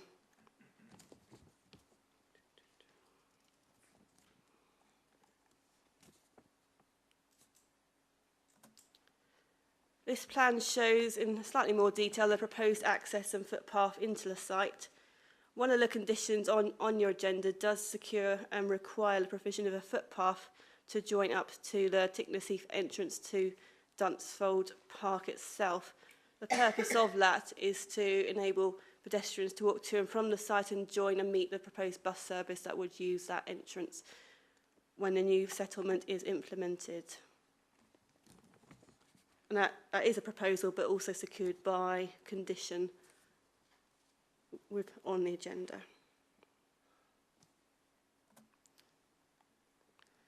Turning now to the illustrative plans for the proposal. Again, these are indicative, but this gives you an idea of the sort of scale and vision of what the proposed museum in its full form would look like. The applicant's proposing it likely be sort of two hangar-style buildings with a glass link between them, best shown on the image top right. And they are intended to be of a size to accommodate aircraft and similar exhibits within it and inside the building.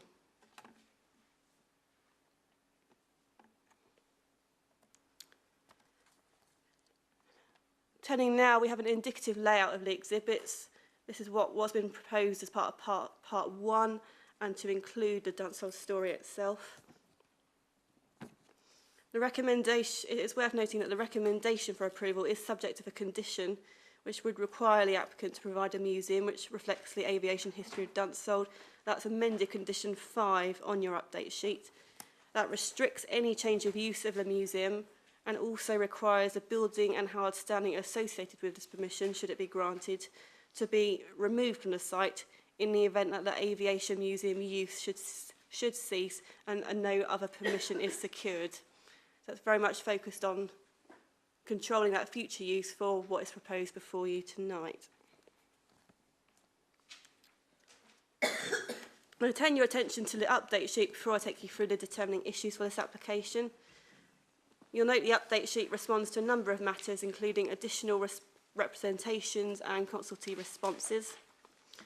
It contains further information in respect of the existing buildings on site, the photographs you've seen previously in this presentation, the relationship to the Dunsfold Park new settlement, viability of the proposed museum, and a landscape ecology management plan to be secured by legal agreement. And you'll see that there's now recommendation A and a recommendation B to reflect that requirement to be secured through a legal agreement. The update sheet also contains changes to conditions 4, 5, 15, 27 and 30. I've talked you through already the change to condition 5, which is controlling the use and requiring removal of that building. Conditions 6 and 8, which are superseded by some of those previous changes, are no longer required and are deleted. Just to talk you through now the determining issues for the application. The matters of principal and technical opinion are the principle of development, the introduction of a town centre leisure use, clearly outside of the town centre, the sustainability of the location, having regard both to the proposed development at Dunsfold Park and also the existing level of services in terms of public transport provision, highway safety, access and car parking, biodiversity, archaeological matters and contaminated land. You'll notice that conditions are recommended for both of those latter matters to secure further details on prior to any development commencing.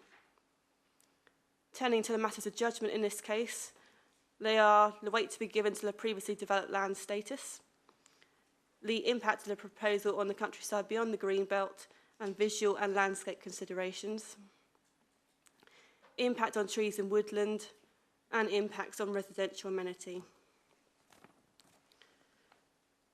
The recommendation, that's recommendation A, is that subject to the completion of a Section 106 agreement to secure a landscape ecological management plan to address management of the site in perpetuity by the 5th of May 2019 and subject to conditions 4, 5, 15, 27 and 30 set out in your update sheet, and conditions 1 to 3, 7, 9 to 14, 16, 26, 28 and 29 on the agenda report, that outline permission be granted. Recommendation B addresses the event that landscape ecological management plan is not secured and is for refusal in that event. Thank you, Chairman. Thank you, Rachel. Public speaking, I would invite Chris Britton to speak as an objector to this application.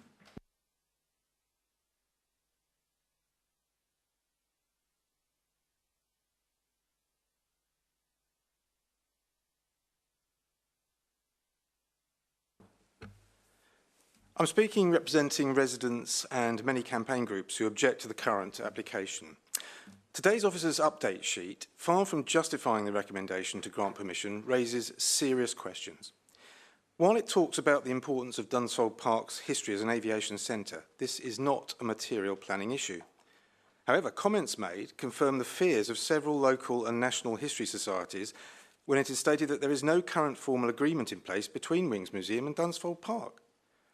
All we have is the wish list you've seen of airframe exhibits, none of which are actually confirmed or in museum ownership. Any new museum should be intrinsically linked to the airfield itself. Officers raise the question of commercial viability. The lack of a viable business plan to deliver and sustain a multi-million-pound building project by a small family charity with minimal capital reserves must be of concern to members. The revised Condition 5, threat of demolition, is a hollow one, since a change of use would be highly likely to be granted by the planning authority in the event the museum fails. Speculative purchase of the land has not conferred de facto planning rights. So moving on, we do have 4 material planning considerations. Firstly, previously developed land, or PDL. I refer members to my supplementary notes submitted on the 30th of November and today's officer's update. Members must be absolutely clear there are 2 planning applications before you today, on 2 separate and distinct sites, each requiring their own planning judgment. Officers confusingly refer to the wider site. These are 2 sites and have been in antiquity. In addition, officers refer to the curtilage of buildings. Legal precedent says that curtilage cannot be expanded simply by annexing adjoining land. So in this case, the few surviving structures are to the west of the new building location, and their historic curtilage cannot be extended into the eastern field where the museum is located. This has always been agricultural land and has never been within the airfield boundary. I disagree with the officer's evidence, and I do have my own. The 2 surviving structures pictured on page 3 of the update sheet are not precisely in any of the 4 locations ringed on page 4. And this is important when you're thinking about curtilage. They're left of the actual museum. Officers agree that this argument is insufficient on its own to justify the development, but I would go further. They have based it on inaccurate information, and this site is ineligible for PDL under MPPF.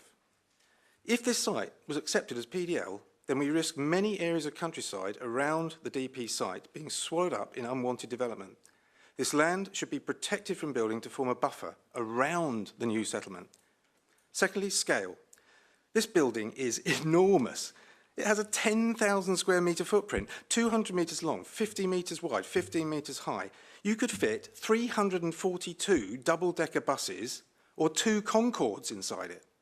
And by comparison with a wartime hangar, it's 30 times the volume of a blister hangar. It's 8 times bigger than the current Wings Museum's largest exhibit, part of a B-25 wing, and you could fit 18 of them into the building. There can be absolutely no doubt that the scale of this building is against council policies. RE1, because it doesn't recognise and safeguard the intrinsic beauty and character of the countryside. LT7, as it's not of a scale, design and character suited to the location. Thirdly, transport sustainability. Officers state the application site is not an ideal location in sustainable transport terms for a new museum. So why has this not informed their recommendation? The original traffic figures proved were incorrect, as agreed by the applicant. The applicant's statements on traffic impact lack all credibility, and we can be certain the main access to the site will be by car. Public transport options are at best inadequate. Local people therefore do not trust the applicant's dismissal of the traffic impact. The site is unsustainable in transport terms. Fourthly, planning history. Could Granted you sum permission, up, please, Mr. SS7, as you've heard, it's outside of that and it doesn't take any planning from that. So we have 4 points: PDL, RE1 and LT7 policies, it's not sustainable in transport terms, and the right place for this museum is on Dunsfold Park. Thank you, Mr. Chairman. Thank you.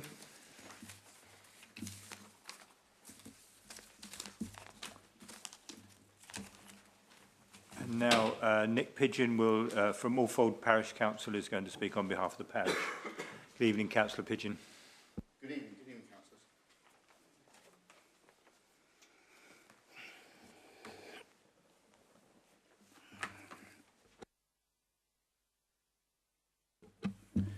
When this matter came before Alfold Parish Council 2 years ago, it was put forward as a modest venture. There were no plans submitted to us at that time. And it was stated that there were some existing buildings on the site, which you've heard has been challenged. I also noted that in the pre-application letter, the officers, when responding, was referring to a development of 2,000 square feet. And even in that letter, the officer recommended perhaps a reduction in size and scale. Now, we are faced with 10,000 square metres. Sorry, I muddle up feet and metres. 10,000 square metres and 2 hangars, not what we originally were presented with. We didn't object on the first occasion, although we did want reinstatement provisions. But on further representation and consider, we do object because of particularly because of the size, not necessarily the museum, and we have invited the museum people to talk to us. The planning officer says in the report that it's only an outline, but in my experience in planning, if you get 10,000 square metres, you build 10,000 square metres, regardless outline or detail. They're unlikely to build substantially less, except that the applicants do say in their application that they're going to deal with it in 2 parts, phase 1 and phase 2. Phase 1 will be a 4,000 square metre hangar, and therefore the question that hangs, not to use a pun, is why, therefore, can we not just look at stage 1 at this stage? Why do we have an application for 10,000 square metres? If they build phase 1, with phase 2 follow, if needed, and at that time they can perhaps satisfy us on some of the other concerns as to traffic and other sustainability issues. You've heard this evening on the question of the PDL. It is 2 sites, it's separately fenced. You've heard that argument. I'm not going to go over those details again, merely just as the officer said, PDL does not override the need to assess the impact of development on the countryside. You've heard of the planning policies. Countryside beyond Green Belt have to respect character and beauty of the countryside. LT7 must be scale and design suitable to the location. SS7, size and purpose of the museum. There's no cooperation with Dunsfold Park at this stage, nor actual evidence as to that they will comply with the Dunsfold Park requirement. On the question of access and transport, Dunsfold Road is a rural road in a very bad state of repair. There's already extra traffic planned to come onto this road by the Dunsfold Park development. At the time of the development, the access to the A3 was shown to be via Dunsfold Road and Markwick Lane. This proposed development will only exacerbate those issues. There's reference in the planning officer's report to Dunsfold Park having made contributions for transport infrastructure, but this is virtually all the A281 and will have little effect on this. On the question of viability, 1 hangar, i.e. phase 1, is over twice the size of the existing building they have. They would need to show a substantial increase in the number of visitors to afford to run and build phase 2, which will cost several £1 million. So in summary, you have an application for 2 large hangars in a rural site. This is too large with no proven need. There's considerable traffic issues which could be considered if the first part were to be built. And if the venture fails, you will be faced with an application for change of use, even if your condition applies. Therefore, the application as it stands should be refused. I make one point, one last point, if I may, just very quickly. I haven't noticed anywhere in the 2 applications that they are linked and whether they should be linked. So if you're minded to grant one, will there be a automatic granting of the other?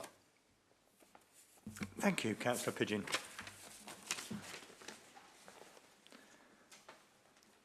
And now we have three people are going to speak in support of the application and are going to share the 4 minutes.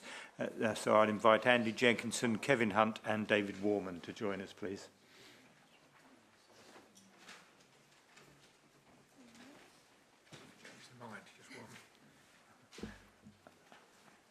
Are you flying solo, if you'll pardon the pun? Yes, okay, my name's Kevin Hunt. Okay, thank you.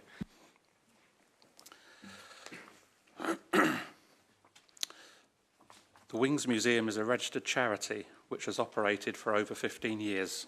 The charity is dedicated to the remembrance and education of our aviation heritage.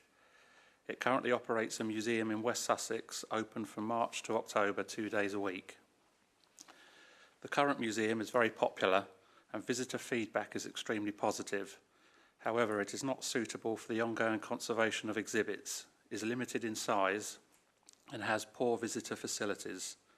Our aim is to relocate the museum to a purpose-built, environmentally controlled building to secure the future of the exhibits, enable our planned expansion and provide better visitor and education facilities. The application site is ideally placed to meet these aspirations. Dunsfold Aerodrome has a rich and diverse aviation history of national importance. Within phase 1 of our proposals, we will provide a dedicated section in the museum telling the unique Dunsfold story to complement our current exhibits. This will allow us to expand the museum's offer beyond World War II into the modern age and appeal to a wider audience. The museum already has numerous exhibits relating to Dunsfold, and since 2015 we have been acquiring further exhibits which are currently in storage off-site. We have options on further Dunsfold related exhibits which we are not able to pursue at present simply due to lack of space. We recognise and understand public concern regarding development in the local area, but believe our proposals are well designed, sustainable and will deliver significant public benefits.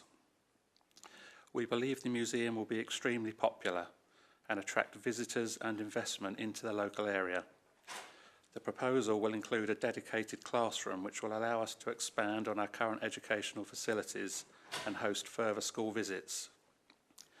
An aviation reference library and archive, reception area, shop, outside play area, educational nature walk and disabled facilities. The proposed workshop facilities where exhibits will be restored and conserved will provide further educational opportunities to keep alive the aviation engineering skills which have been part of the site's history for decades. A large part of the site will remain as a nature reserve and will be more accessible to the community. I would like to take the opportunity to respond to a number of issues that have arisen during the public consultation process.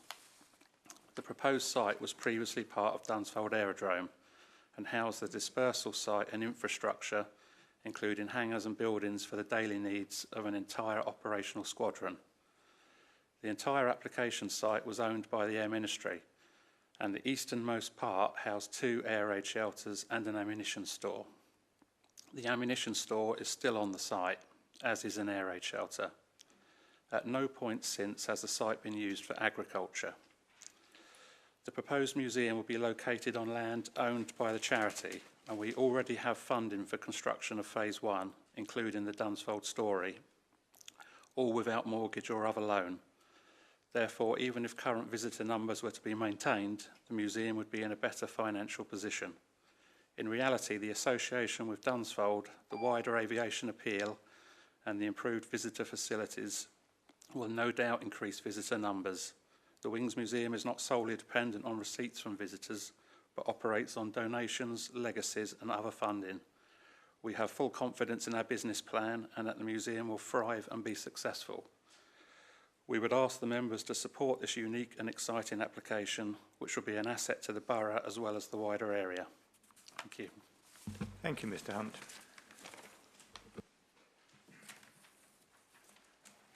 Members, Councillor Gray. Thank you. as Mr. Dean says, Councillor Dean can't be here tonight. I'm here to read part of his stories. I'll try to make sure I don't duplicate and will keep it to a minimum. He's very disappointed that after something like 26 months, this application comes whilst he's away.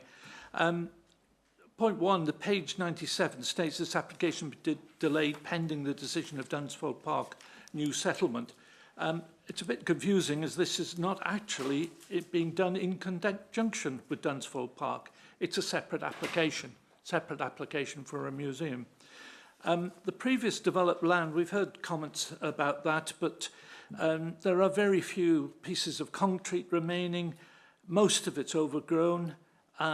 It is now part of the countryside, and I think the officers have already in the update sheet talked about the weighting of that previous development land. But the field in which the hangars proposed is almost entirely countryside, as defined in the old airfield maps, and there have been some of those produced. The structures were temporary, constructed in the war.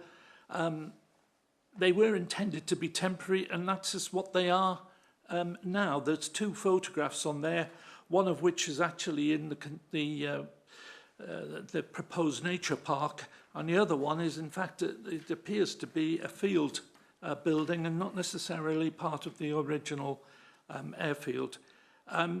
MPPF is clear in Annex 2, where it provides clarity on previous developed lands. It clearly states it excludes land that was previously developed, but where the remains of the permanent structure or fixed services have blended into the landscape. Page 111 of the report, third para, states policy LRC 1, local plan. The council will encourage the provision of a new indoor sports, cultures, facilities, taking into account most up-to-date assessment to ensure there is adequate provision made in the borough. With Dunsfold Park Master Plan to have their own museum, can officers indicate what assessment has highlighted the need for two museums within touching distance? It continues to say that it's unlikely that a suitable site would be made available to a museum requiring this footprint. I actually would say it's massive footprint. Dunsfold Park have committed to a museum within the new town. A museum with the site would be in a much better location for access, which would come off the 281 and wouldn't be impacting on this rural road. I think also officers cannot assume that a suitable site and footprint would not be forthcoming. Page para 7 on the 111 goes on to state that the museum would form a key element of the delivery of the new settlement. I think that's slightly stretching, in my view, the credibility of SS7, but perhaps the officers could come back and explain why someone who's not party to the original Part 1 actually will benefit from SS7, which was intended to be for Dunsfold Park to produce this.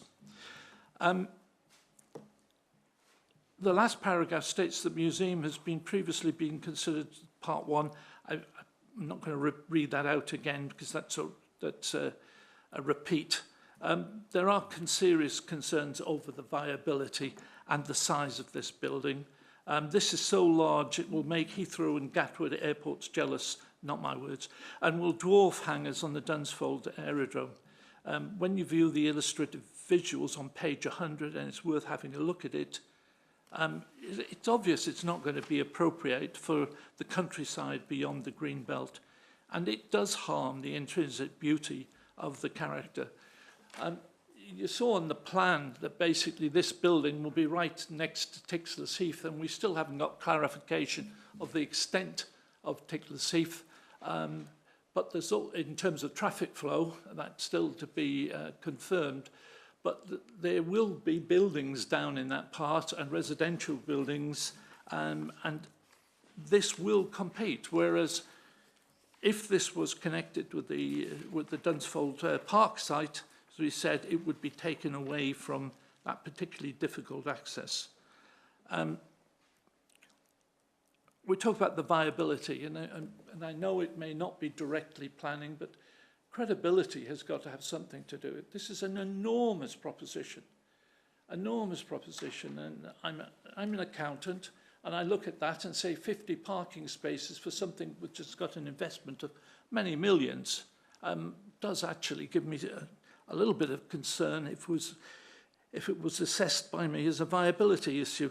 I think there's something not quite stacking up for us all in that particular respect. If I go to the summary, the officer states, and it's all right, I'm just losing my place. Going to the officer's summary, it would directly address the requirements of policy SS7 and local plan. I'd like the officers to explain how something that wasn't even conceived when that basically does that, and you know, they'd be very appreciative to explain that to us. It states that acceptable details for access, scale, layout and landscape can be achieved.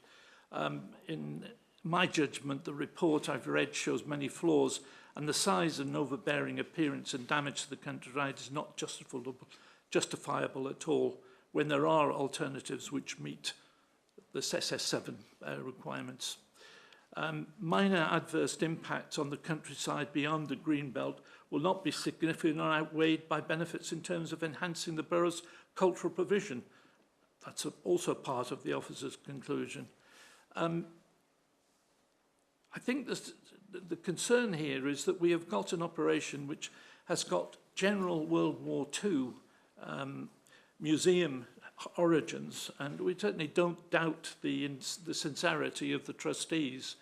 Councillor Gray, I know that you're reading Councillor Denis's script, but is it possible to sum up? Because I will try. It has been rather long now. And yeah, well, he is normally longer. See, I know other members would like to contribute. Okay.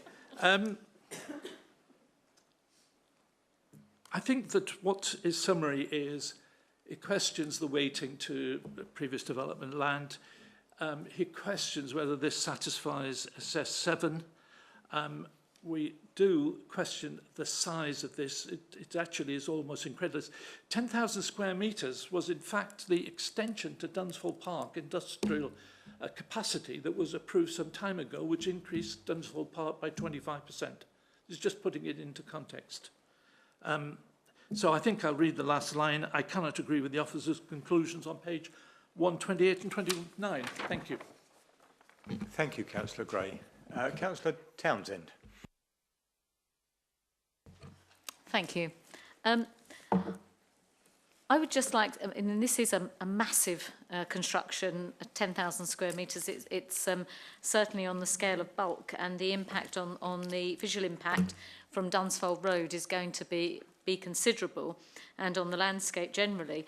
I just would really appreciate if officers could explain why they have included the curtilage in the around the buildings that are there, because I know that it states on page 108 that although it should not be assumed that the whole of the curtilage should be developed, and I just wondered why the curtilage is included, and also the fact that it does appear from the pictures that in the update sheet that the remains of the permanent structures are very blended into the landscape, and therefore I'd like clarification of why officers do not consider them to be blended. So I would like the answers to those couple of questions.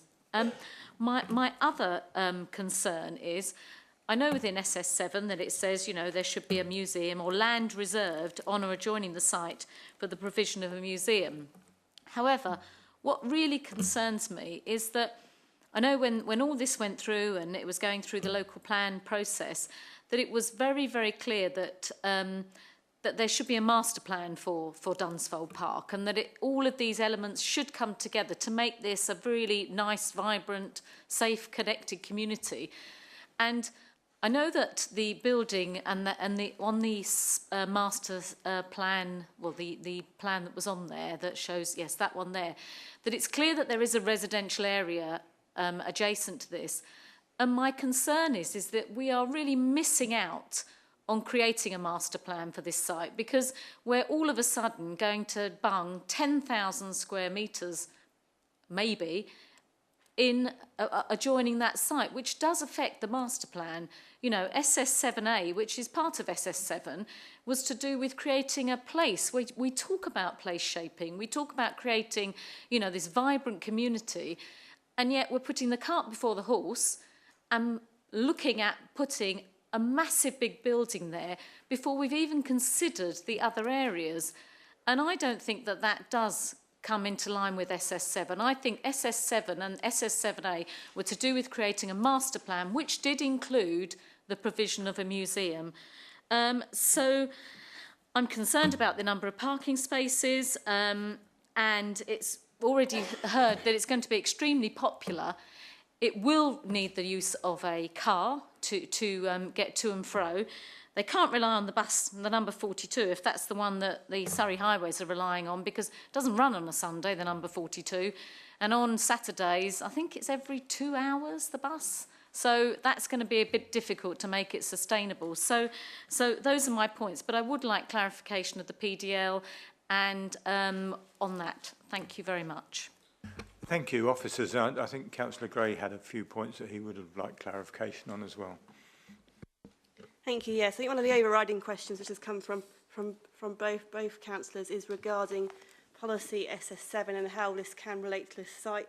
It's very much an unusual application because it does come from different applicants to the Dunsfold Park site itself, and it does sit outside it. So the remainder of policy SS7 and its requirements don't strictly apply to this site. It is only because of the very specific wording of SS7, and I'll read it to you.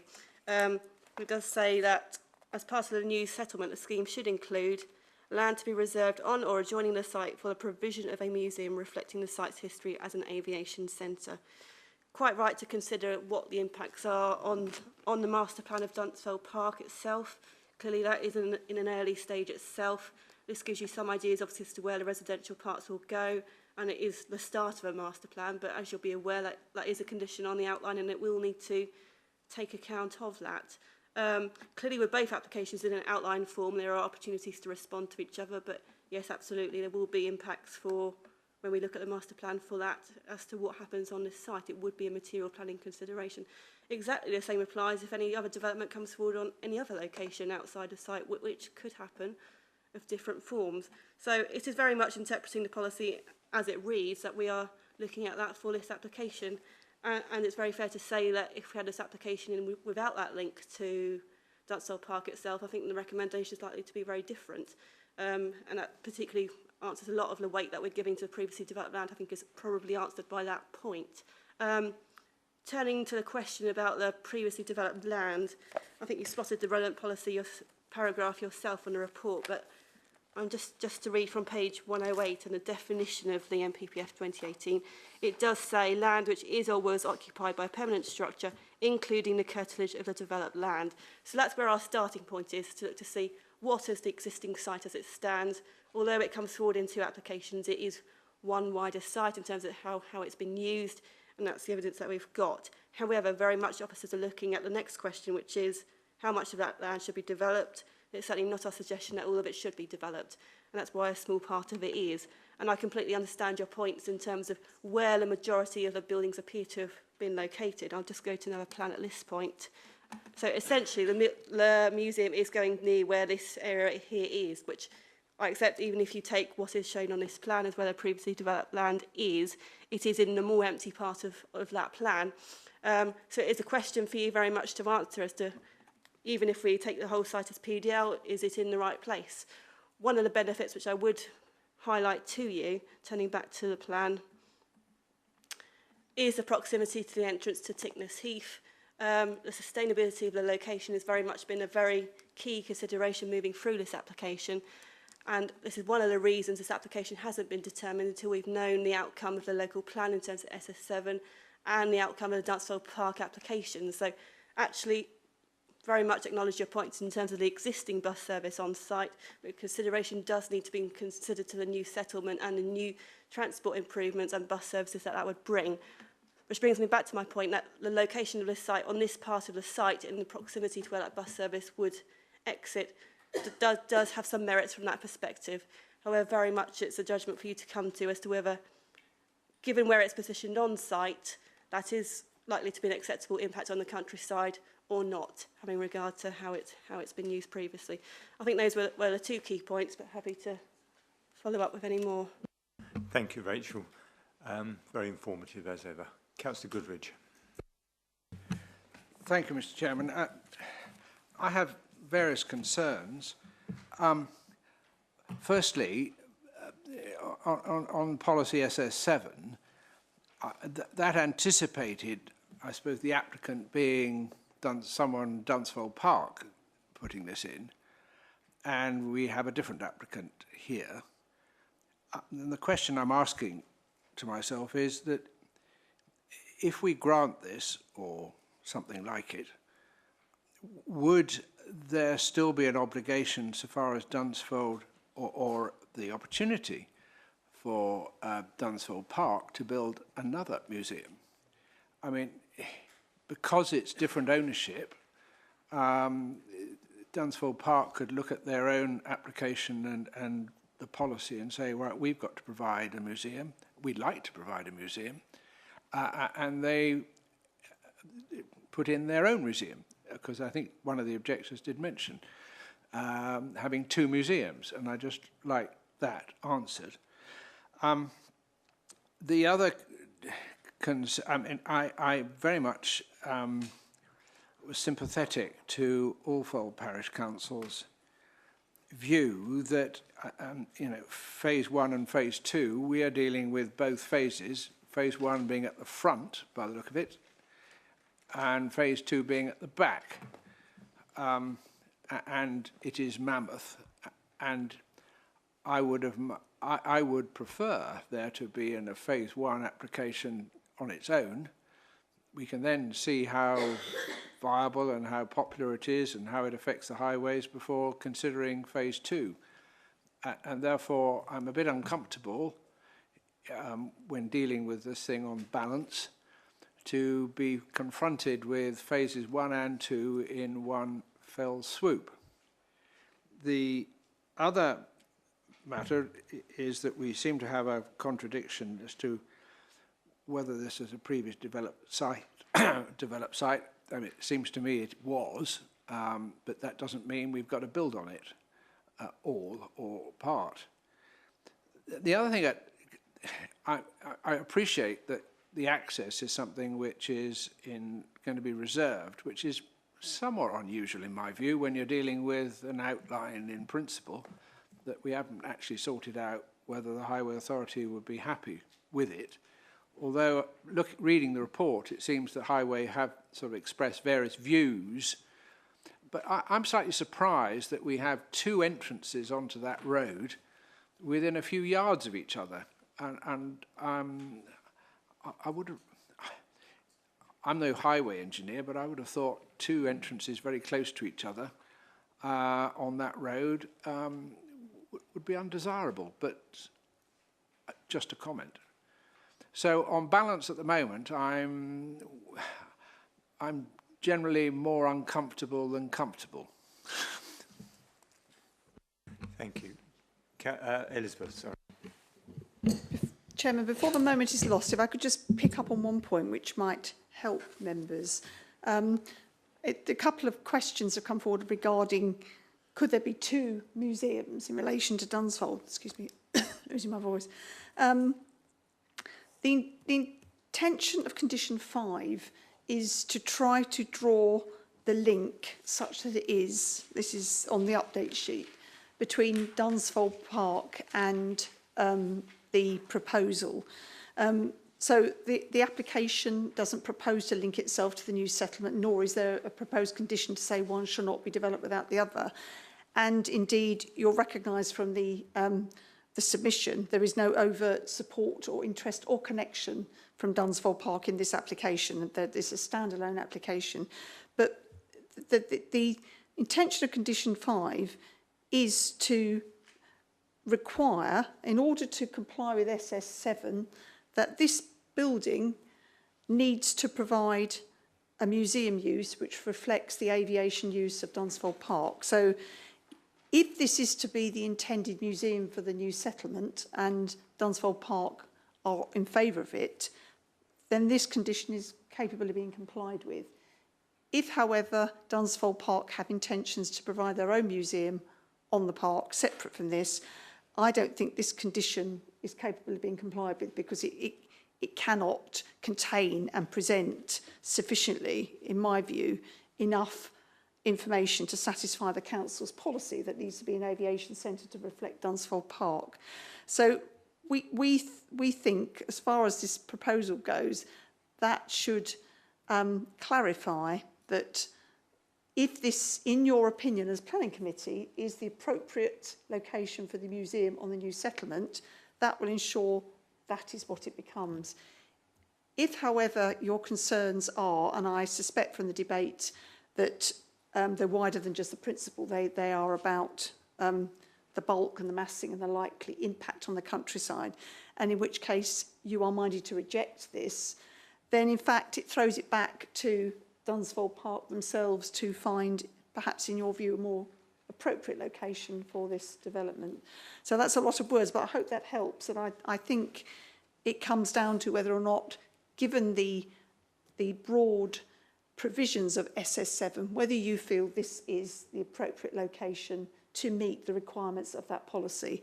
And if, for the reasons that I think have come from the floor, you are suggesting that the applicants failed to demonstrate that an appropriate building can be accommodated on this site, and given the impact on the countryside, then it's perfectly within your gift as a committee to reject it, including the fact that you don't think it's the right place for a museum for the aerodrome. So I hope that helps, Chairman. I hope it's picked up Councillor Goodridge's point. Thank you, Elizabeth. Have we addressed the concern that we could end up with two museums, though? And we've heard from Mr Hunt this evening that they already have numerous Dunsfold artefacts. Presumably, if they built the museum while the Dunsfold Park development was carrying on, they could build up on that, and then if Dunsfold came along with their own museum, we wouldn't have a reason for them to say you are no longer the Dunsfold Museum if they had sufficient displays. So, Chairman, I think a lot would depend on the case made, but the policy, as Rachel read out, does say provision of a museum. So it would suggest that a further museum may be in conflict with the wording of that policy. Having said that, is whether or not it would be reasonable in planning terms if there's sufficient case to provide another one, there's sufficient exhibits. What I'm trying to understand is, would a further museum, I mean, this one that we're looking at now could be the established museum, couldn't it? But then Dunsfold already have a small museum on the aerodrome site, yes. There's a small area and there's several displays of aircraft dotted around, historic aircraft. And I'm just trying to get my head around whether we could end up with two museums and we wouldn't have any grounds to say to the Wings people, I'm sorry, you've now got to demolish your museum because Dunsfold have built one that's better. I mean, it just seems a strange concept to me from any terms, planning terms or any other. So thank you, Chairman. I think it is unusual. I think it is complicated, and it's not a situation that you come across very often. But I think if you find that this is an acceptable location for the museum, in so much as it's providing for the requirement envisaged by the policy, and the policy does, by its wording, extend beyond the red line of the application site, then you could grant permission, and then if a further museum use were to come forward on the main aerodrome, theoretically it would be in conflict with that wording, but I think it would be a matter of judgment as to whether or not there'd be planning grounds per se, harmful planning grounds to resist it. I think the point I'm making is, in terms of the context of SS7, it talks about a museum use being an appropriate use to be accommodated within the new settlement. And therefore, if you are seeking to discharge that element of the policy, I think it's an appropriate decision for the committee to make as to whether or not they feel this is the right site for it, or whether or not they feel in discharging that policy there's sufficient harm caused by this site, this location, size of the building that's been demonstrated, to reject this proposal and expect something somewhere else. I think that will be a perfectly legitimate planning decision. Thank you, Chairman. Thank you very much. Now, I've got Councillor Gray wants to come back, Councillor Goodrich wants to come, and Councillor Wojciechowski has been waiting to speak, and now Councillor Band as well. So, Councillor Gray, I hope you haven't got chapter 2 of Councillor Denis's no, I would just story. point out that technically I'm coming back, but this is my comments rather than Mr Denis's point. I have a great concern with this, that it would be more understandable, easier to do if this applicant had come to an agreement with Dunsfold Park. What you've got on there, and it's a great concern locally to Alfold and also to Dunsfold, you've got this this elephant in the room, which is Ticknors Heath Road. The access to this site should not actually be off the Alfold Road. It should be off the inside of the aerodrome. It would solve an awful lot of problems. Equally, the exhibits that are on the airfield and what was envisaged under SS7, as I understand it, was not that we would get a World War II museum applicant like this to which we would backfill Dunsfold. It was so that we would get a museum that reflected Dunsfold. And I certainly don't want to take away from the applicants their enthusiasm or their knowledge or their history. But I can't really find it in myself to agree this without an agreement with Dunsfold Park, at least an understanding. So, I mean, that's what I want to put forward. And if other members were minded, I would really prefer to either reject it on those bases or to defer it. So thank you for letting me have my comeback comments. Councillor Byam has intimated to me that he would like to propose a deferral. Does anybody wish to speak to the application before we consider that? Because it sounds as if Councillor Gray would second that proposal. Councillor Councillor Wojciechowski, you've been waiting a long time. Yeah, thank you, Chairman. I absolutely support deferral because honestly, it's so confusing. Well done to the speakers from both sides because they made much more sense than what I've heard this evening from the report. And I apologise for that because when I read this at home, I was, I've had a busy week like everybody else. And we've got a lot of papers to get through. And I thought, oh, Dunsfold have come forward with an application for a museum. And then I got really confused and thought, well, I thought they'd already included a museum in their master plan. And the one thing that strikes me is thank goodness for Councillor Gray. I'm sitting here thinking to myself, it's just very, very odd. It's really, really odd. Are these two groups not speaking to each other? Are we going to have two Sainsbury's on opposite sides of the road with no communication? And again, I take nothing away from the enthusiasm and the desire to do this, and I think it's great. But honestly, I mean, it's just slightly bizarre. I mean, a deferral has got to happen because we can't then say to Dunsfold Park, after all the money they've spent and all the rest of it, well, actually, someone's come forward now with an application for a museum, so you've got to rethink what you want to do on that side of the plan. That is odd. I don't know. I would absolutely support a deferral because I think it is really odd. They need to talk to each other. Shall we move to a deferral? As you're both waiting. You're quite happy to move for a deferral, yes? Okay. Can I speak? I mean, a deferral will be useful to sort out that we don't have two identical museums, both dealing with the history of Dunsfold Park. But even if they then say even if Dunsfold Park say, yeah, we're quite happy, we won't build a museum, we'll rely on the one that's being before us now, I still have problems that I think I prefer it allocated somewhere else, and it's too big. Therefore, even if, unless it comes back half the size and everything else, and then you're dealing with a major change, I personally would prefer to deal with it today contrary to the officer's recommendation, rather than deferring it to deal with whether we're going to have one or two museums. Because I do feel that even if Dunsfold, as I've said, if Dunsfold park say, right, this is the museum, we're not going to build one, I'm still unhappy. So I would therefore vote against a deferral because I want to make a decision. I tend to agree with you, but somebody has... Councillor Barham, do you wish to propose a deferral? Yes, I do wish to propose a deferral. Okay. I won't say any more. Is there a seconder? Seconder for deferral? Oh, okay, so we move. Councillor Band and Councillor Seaborn, do you wish to speak before we go to the recommendation? Briefly, if I may, Chairman, I too am concerned about A, the location, B, the lack of engagement with Dunsfold Park themselves, and C, the size, and D, the access, which is often the most appalling road.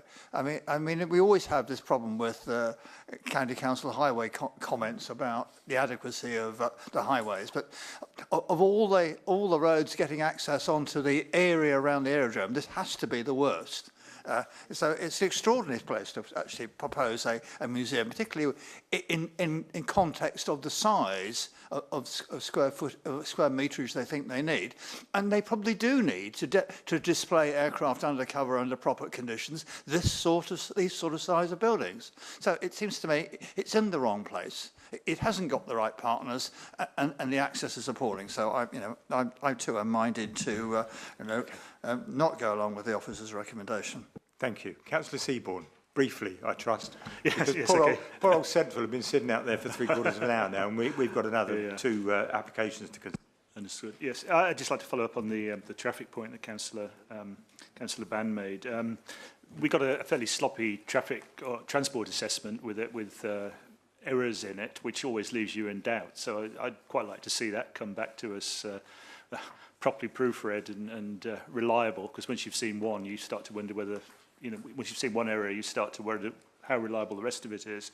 I totally agree with Councillor Band about the safety of the road. It's fine if you happen to live in Alfold and Dunsfold and know that if you drive along there in a sensible manner, you'll get from one end to the other. But this is going to introduce visitors who won't be familiar with it, and it's national speed limit. So they'll get on there and they'll, they won't know it, and it's quite dangerous. Very recently, up to the north of the aerodrome, the Dunsfold Road to Marquette Lane stretch has had the speed limit reduced. In terms of the serious and fatal accidents on those two stretches of road, they're actually very comparable over the last 20 years. We're told there's only been two serious accidents on this particular stretch over the last 5 years. But if you actually go back to 2000, there's been two fatalities in one accident and 6 serious accidents. So I really think the Highway Authority underplayed this road, and the visitors that have come here aren't going to be familiar with it, which makes it a lot more dangerous. The other thing that worries me about this is the condition 5 is rather it seems to be a little on the draconian side, because if it were to be built, we would want it to succeed. And part of Dunsfold's recent history is actually wings and wheels, and to restrict everything to purely aviation, if it commercially wasn't a success, adding the capacity to introduce the wheels element might give it the opportunity for viability. I spent a lot of time earlier in the week pestering Rachel to provide statistics on visitor figures for similar facilities. And I'm grateful for that. She's done a really good job and come up with numbers that tend to suggest that the transport assessment figure of 28,000 visitors a year is actually a reasonable figure for this kind of facility. So that's appropriate, but I just don't buy into this road being safe, and therefore the point that Councillor Gray made about maybe having an access off Tickness Heath road rather than off this fairly dangerous road could be a solution. So thank you, Jim. Thank you. And lastly, I'll invite Councillor Byam to comment. I'm being bullied by the chairman. I shouldn't be speaking because we're come to an end. But I want to speak in favour of this.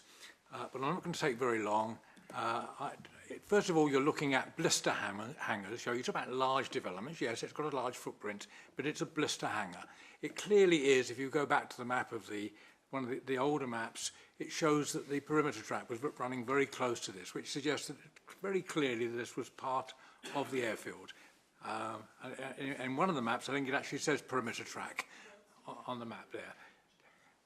I'm sorry, Betty, you're not part of the committee, but it does show it, and there we are. We've got perimeter track showing on the edge there, which clearly show you wouldn't have a perimeter track next to a road or other developments. It clearly was, and it was owned by part of the airfield. It's a blister hangar. I wonder how this compares in size, the two hangars that they're proposing in size in comparison to the existing hangars on the site, which are much, much larger structures, taller structures, and they are part there. And finally, I cannot imagine that Dunsfold Park want to create, they don't create their existing museum, by the way. That's created by volunteers. They're in old, ramshackle, donated porter cabins, which are in a pretty poor physical state. They have other exhibits around, sorry, Dunsfold Park own other aircraft, including my beloved Seahawk. And by the way, the pictures that you showed on there of the various aircraft, they all look like a Hunter. None of them like the other aircraft, but that's beside the point. But it's a blister hangar.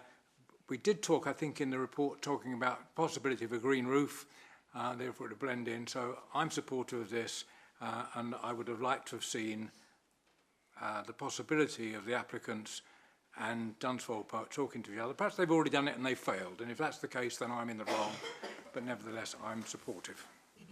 Right, so we move to the recommendation. Recommendation A, that subject to the completion of a Section 106 agreement to secure a landscape ecological management plan to address management of the site in perpetuity and to secure by the 5th of the 5th, 2019, and subject to conditions 1 to 3, 7, 9 to 14, 16 to 26, 28 to 29 as set out in the agenda report, and 4 to 5, 15, 27 and 30 amended on the update sheet, that permission be granted. All those in favour of that recommendation?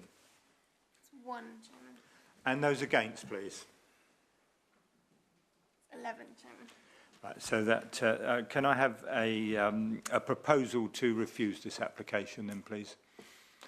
Proposed by Councillor Goodridge, seconded by Councillor Gray, and reasons for refusal, please.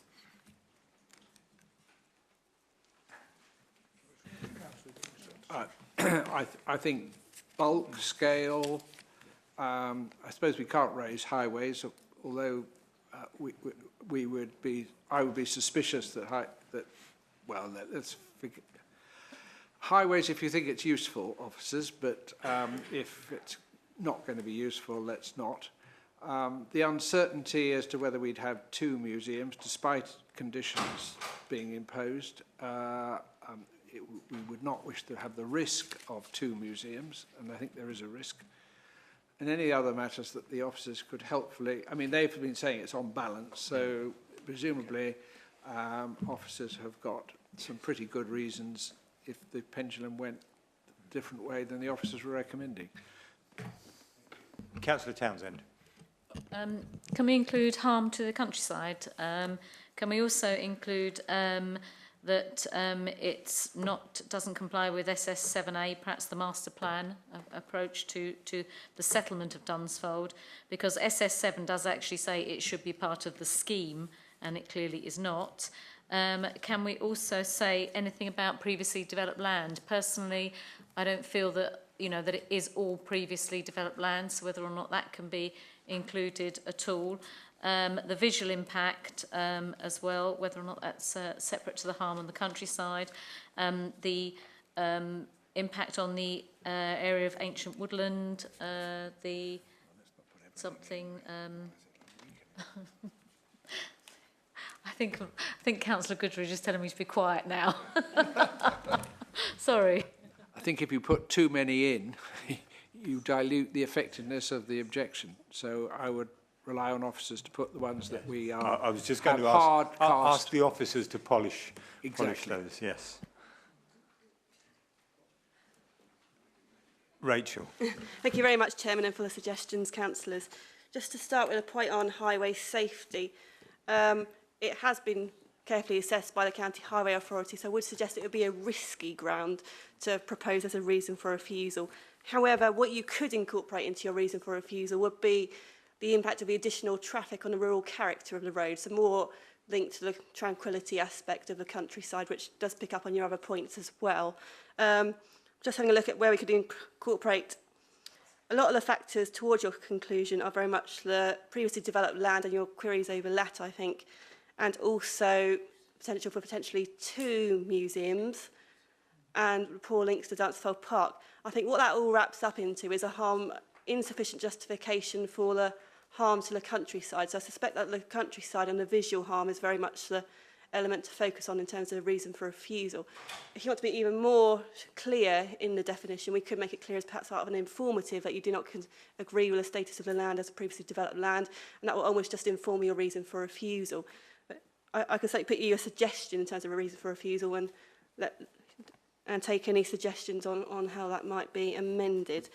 So the suggestion I would have for you is that, having regard to the indicative plan submitted, the Council is not satisfied that the proposed development could be accommodated on site in an acceptable manner without causing harm to the intrinsic character and beauty of the countryside, the rural character of the area, and the tranquility and character of surrounding rural roads.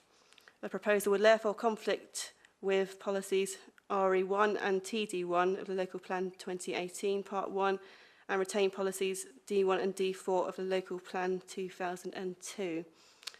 The suggestion was made in terms of adding on policy SS7 as part of that. I would suggest that not be included. The reason be that it is a very black and white wording and does meet the requirements of that. I think the harm that you identify in terms of its location is quite strong on its own, but happy to hear comments on that. Thank you. Members, are you happy to take a vote on those reasons? Jolly good. Okay, so the revised recommendation is proposed by Councillor Goodridge, seconded by... Just a minute. Chris, did you wish to add something, or Barry?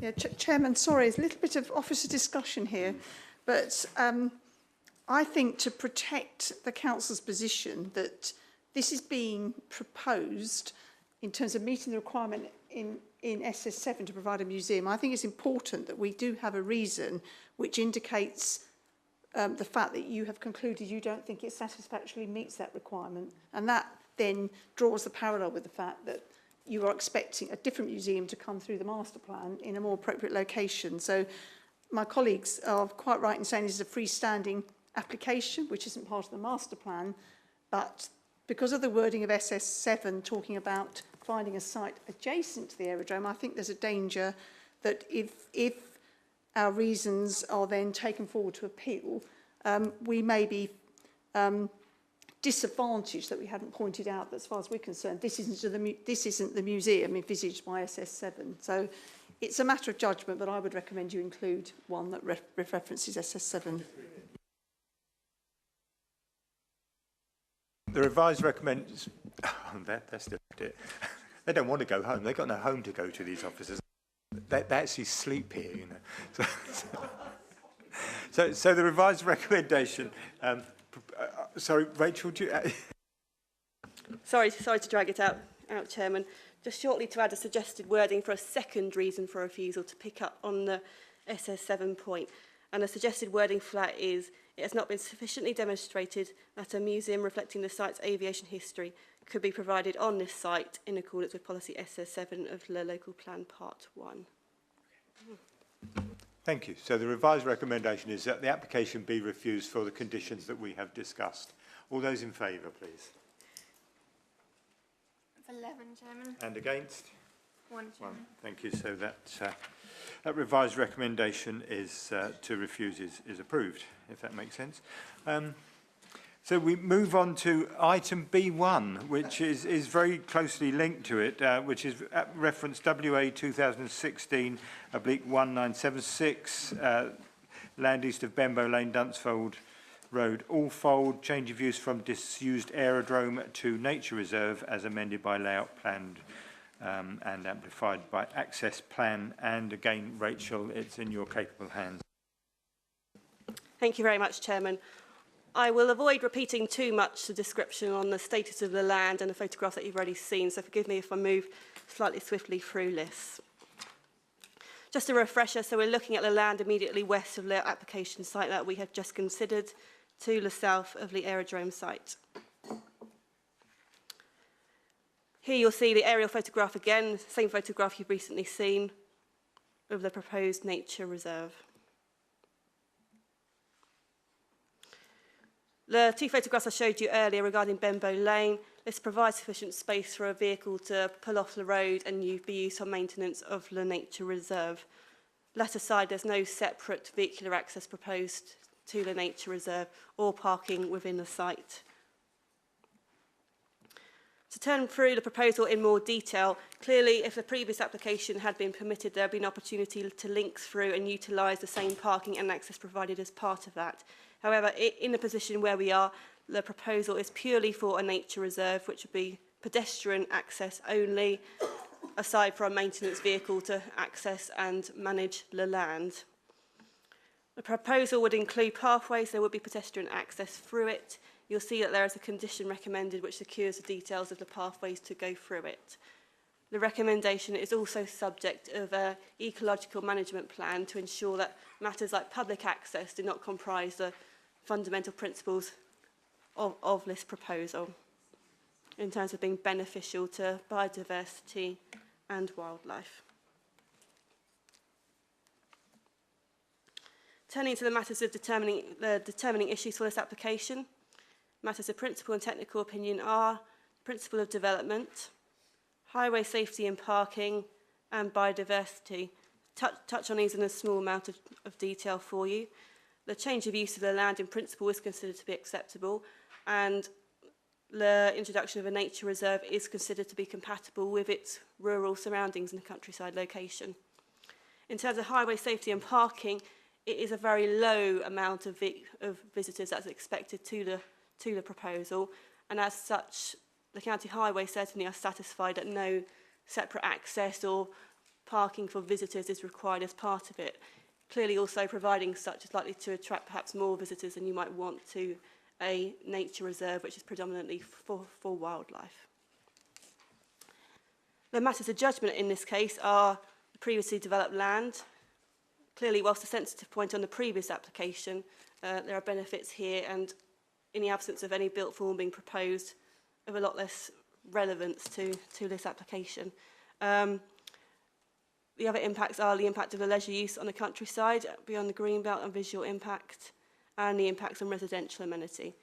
Again, given the nature of the proposed use, the report does not identify any harm in those respects.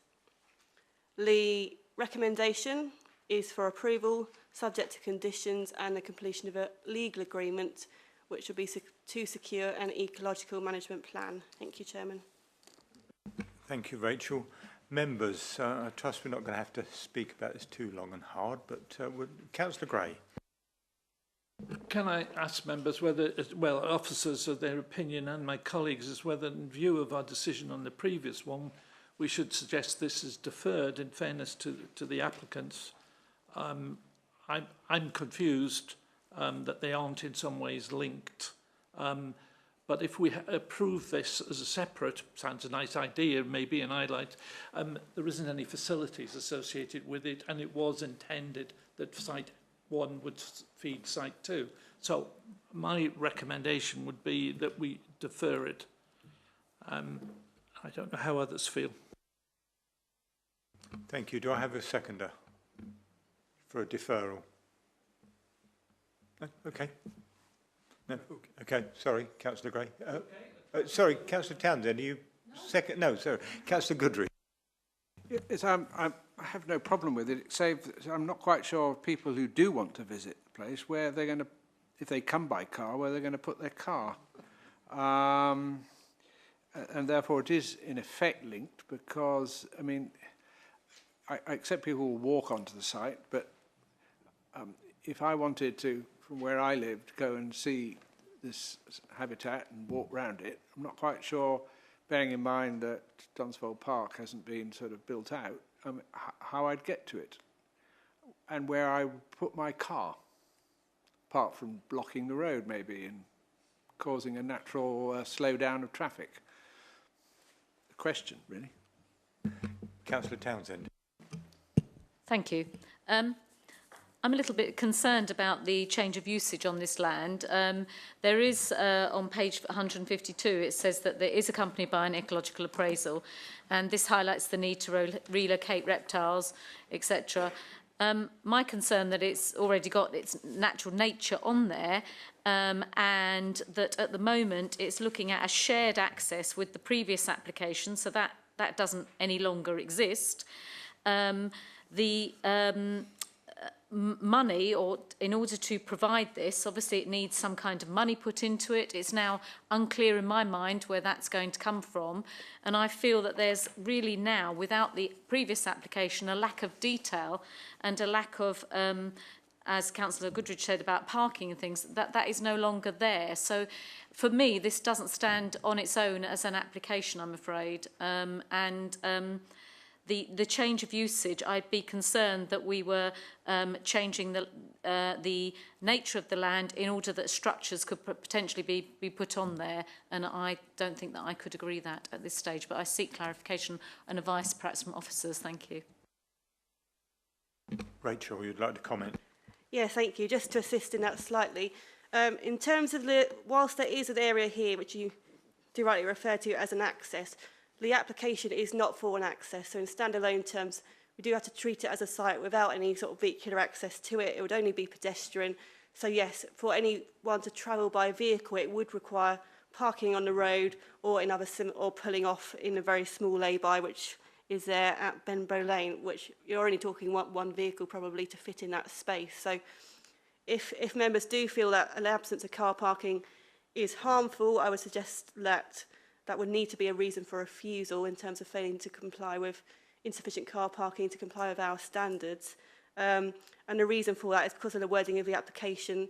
Deferral isn't going to assist the applicant in being able to come back with any proposal to provide that car parking or anything similar. So the reason it's recommended for approval to you is due to the low number of visitors, it was considered that car parking wasn't required. However, it's open to you to reach a judgment to the contrary, and if you do so, I would suggest that it would need to be a refusal to deal with that. Thank you.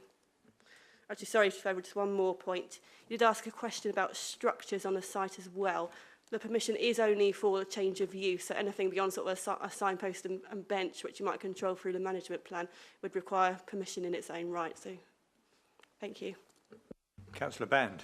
Thank you, Chairman. It seems to me that failure to comply with condition A, in other words, completing a Section 106 agreement under the current circumstances, would in effect kill the job, because there is recommendation B here in the event of the Section 106 not being completed within the due course of time, then the recommendation is for refusal. So if we leave these recommendations they are, I think they'd be self-fulfilling in the current context, because I can't believe the current owner of the current interested party in the site will proceed for the Section 106 agreement without the museum alongside it, because that is the fund generating point.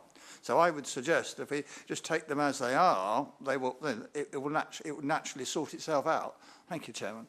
Sound advice, Councillor Band. Are you happy for me to move to the recommendation? So, recommendation A, that subject to the completion of a Section 106 agreement to secure a landscape ecological management plan to address management of the site in perpetuity by the 5th of the 5th, 2019, and subject to conditions 1 to 3 and informatives 1 to 5, that permission be granted. All those in favour? 1, 2, 3. And those against? 9, Chairman. Okay. So rather than have an alternative recommendation, if we move to recommendation B, that in the event that the requirements of recommendation A are not met, that permission be refused. All those in favour?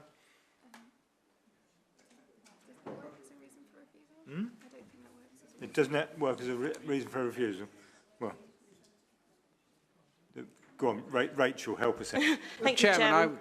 Sorry, I was going to propose we refuse it on the grounds that as a standalone application with no parking, albeit we don't need much, for highway grounds, I would, or parking grounds, I would put it down as a refusal because I don't think it's within the site. I don't want to see any parking, and they can't provide any parking elsewhere, so we've got a problem. So do we have a seconder for a refusal? Yeah, Councillor Stewart-Stennett. And Rachel, do you consider that reason is sufficient for us to vote on?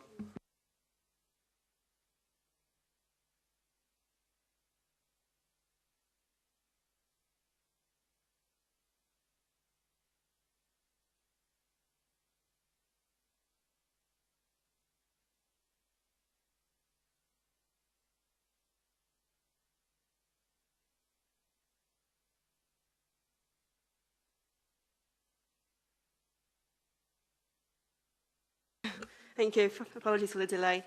My suggestion to you would be that the proposal would fail to make provision for car parking on site and as such would cause harm to the intrinsic character and beauty of the countryside and the surrounding roads through the resultant parking, and as such would fail to comply with policy ST1 of the local plan 2018 and policies RE1 and TD1 of the local plan Part 1, 2018. Thank you. Very happy with that. Jolly good. Okay, so the revised recommendation is that the application be refused for the reason just stated by Rachel. All those in favour, please.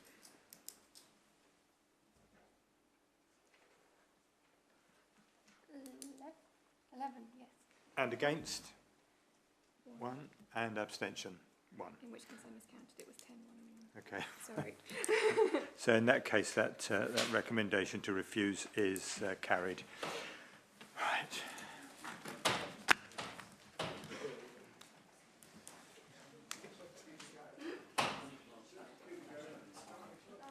That's Steve Jump sitting up there, isn't it? I don't. The one who's not moving. Yes, it is. Yeah.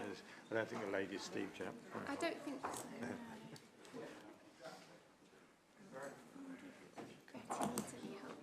Mm-hmm.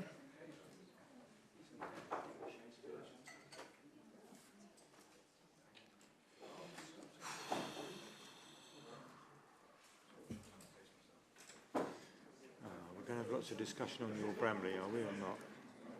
Well, I hope not. if you and Richard both speaking.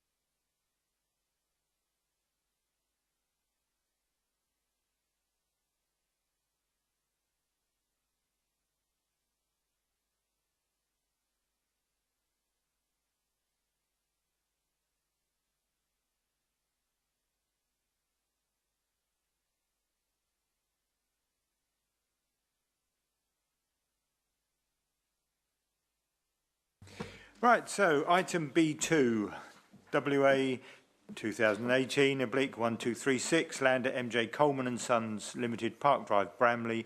The proposal is the erection of a building to provide 8 dwellings along with detached garage building, amenity space and associated landscaping as amended by site plan received. And Rebecca's going to present this application. Thank you, Chairman. So the site is located to the southwest of Park Drive in Bramley and it's accessed via an unmade track. It comprises a parcel of land with a lawful storage, so Class B8 use. Historically, it was occupied by Bramley Park Mansion, but this was demolished in the 1950s. So So just to put the site into some context, you've got the aerial photo and then the site entrance in the photograph on the left-hand side. So permission is sought for the erection of a building to provide for 8 residential units. 5 of these would be 3-bed and the remaining 3 would be 2-bed. The building would sit centrally within the site. It would utilise the existing site access point, and there would be a detached garage building to the east of the site with the parking area in front. So a total of 19 spaces would be provided within the site, and this would be in accordance with the council's parking guidelines. There would be an area for bin storage provided adjacent to the garage building. Just mentioned, yes, it would utilise the existing site access point. At the moment, it's an unmade track. The applicant has set out that he intends to resurface the unmade track, and that would be secured by means of the Section 106 agreement. That agreement would also secure contributions towards off-site affordable housing and leisure. So this is the Bramley Park mansion that historically existed on the application site. And the proposed building then is on the slide. It would be 2 stories in height with a main crown pitch roof. There would be some northern and southern elements which would be flat roof. The height would be a maximum 8.8 metres and the building would be rendered. Obviously the quality of the materials would be of great importance here, and that would be secured by means of conditions should permission be granted. So the 8 units would each be split across 2 levels. You've got the live-in, dine-in and kitchen space at ground floor level and the bedrooms and bathrooms at first floor level. The middle units would all be accessed on the front, which would be the eastern elevation, and then the 2 northern and southern on its sides elevations. And all units would accord with the technical space standards. So this is the detached garage building. It would provide for 8 spaces, would be single story in height with a pitched roof. The matters of principal and technical opinion and matters of judgment are on screen. The site falls within the green belt outside of any defined settlement area. The introduction of dwellings as proposed wouldn't fall under any of the exceptions set out in the MPPF. However, officers have carefully considered whether any very special circumstances exist, and as part of this assessment we've had regard to the lawful Class B8 storage use. Officers are of the opinion that there is a potential that the existing lawful use could result in a similar or even greater impact on the openness of the green belt than the proposed development. There's no restriction in terms of the extent of storage that could take place on site or indeed how high it could be stacked. The proposal would result in a considerable reduction in terms of the extent of hard standing within the site, and it would introduce areas of soft landscaping. So whilst it's acknowledged that the proposed built form would be of a considerable size, the storage use would be capable of having a greater volumetric impact than the proposed built form. So in our opinion, there are very special circumstances in existence to outweigh the harm. So in applying the planning balance, officers consider that the benefits of providing the housing and securing contributions towards affordable housing would outweigh the harm of the loss of the Class B8 use, and also there wouldn't be a lap provided on the site, which Fields and Trust guidance would technically require for this size of development. So in terms of the amenity space, officers are satisfied that sufficient amenity space could be provided to serve the future occupiers. So on this basis, we are recommending approval subject to the completion of a Section 106 agreement, conditions and informatives. However, this has been a very fine planning balance, and so officers would be grateful for member input. Thank you, Chairman. Thank you, Rebecca. Members. Councillor Seaborn. Thank you, Chairman. So this is within the ward that I share with Councillor Byam. If I can start by congratulating Rebecca on the quality of the report. She's absolutely right. This is there's a difficult balance to be had here. There are lots of conflicting aspects, and I think she's done a very good job in going through them, measuring the arguments and coming up with good conclusions in a balanced way. Bramley is getting close to the Regulation 14 consultation for its neighbourhood plan, but that's not happened yet, and we're told that the neighbourhood plan has no weight in the deliberations here. However, I would argue that the factors that are driving the neighbourhood plan are worth bringing to the attention of colleagues in this. Bramley has a local plan housing target of 90 net new dwellings. However, we did a housing needs survey in 2017, and that, coupled with population growth projections, suggests that we do actually need more houses in Bramley than the local plan makes provision for, probably a target of around 130 in total. Given that most of the parish is within the green belt and the AONB, the parish has actually got a real challenge anywhere to find sites to build this extra housing. And so any site is going to be contentious when it's brought forward in Bramley. There's a strong preference for brownfield sites, and the draft local neighbourhood plan has succeeded in finding brownfield sites which would accommodate the required number of houses, and this is one of them, so it ticks the brownfield site box. The 2017 Housing Needs Survey also determined that the parish's prime needs are for entry-level housing, which this most certainly isn't, and for suitable housing for older residents to downsize into, so that larger properties can be freed up for families to move up into. And this very definitely is a development which should satisfy that requirement. As Rebecca's pointed out, the site has a certificate of lawfulness for B8 use. In my view, the site is totally unsuitable for storage and distribution. Those of you who attended the site visit last year for the development in Park Drive may remember us all having to shuffle to one side of the road to accommodate a not particularly large commercial vehicle while it came past, and things could be worse. So protecting this particular site against commercial use would be a big benefit for the village. So the application site sits outside the village conservation area, and it's largely surrounded by trees, which goes a long way to reducing the factor of limitation of openness in the green belt. It won't be that visible at all. It's very clear from this that it's largely sheltered. So if that was an open site, the whole conversation would be completely different. But this is a sheltered site. So for the reasons I've brought in front of you, I'm very much in support of the officer's recommendation. It's been carefully considered, and my view is that the right balance has been reached. Thank you, Chairman. Thank you. Councillor Byam. Well, I support the points that my colleague has given.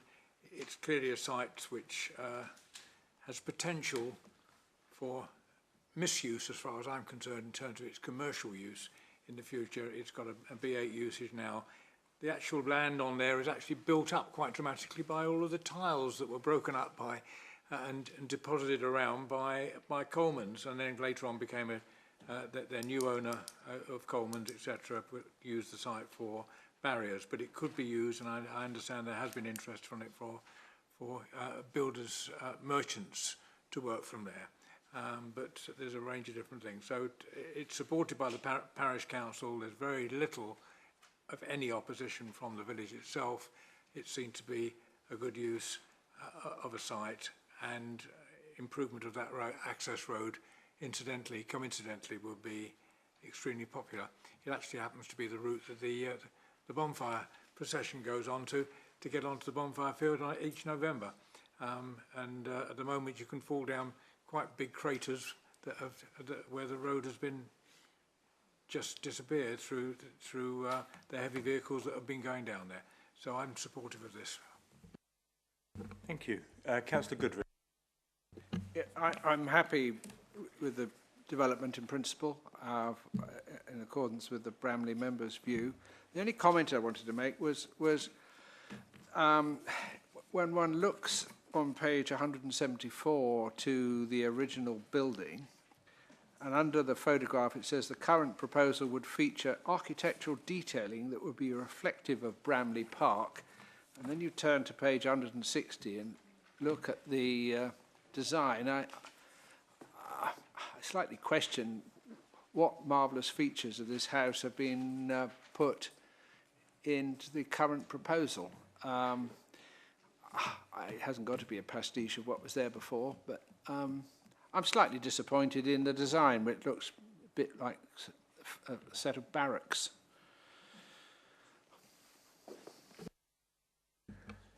Anybody else like to comment before we move to the recommendation? Councillor Stennett.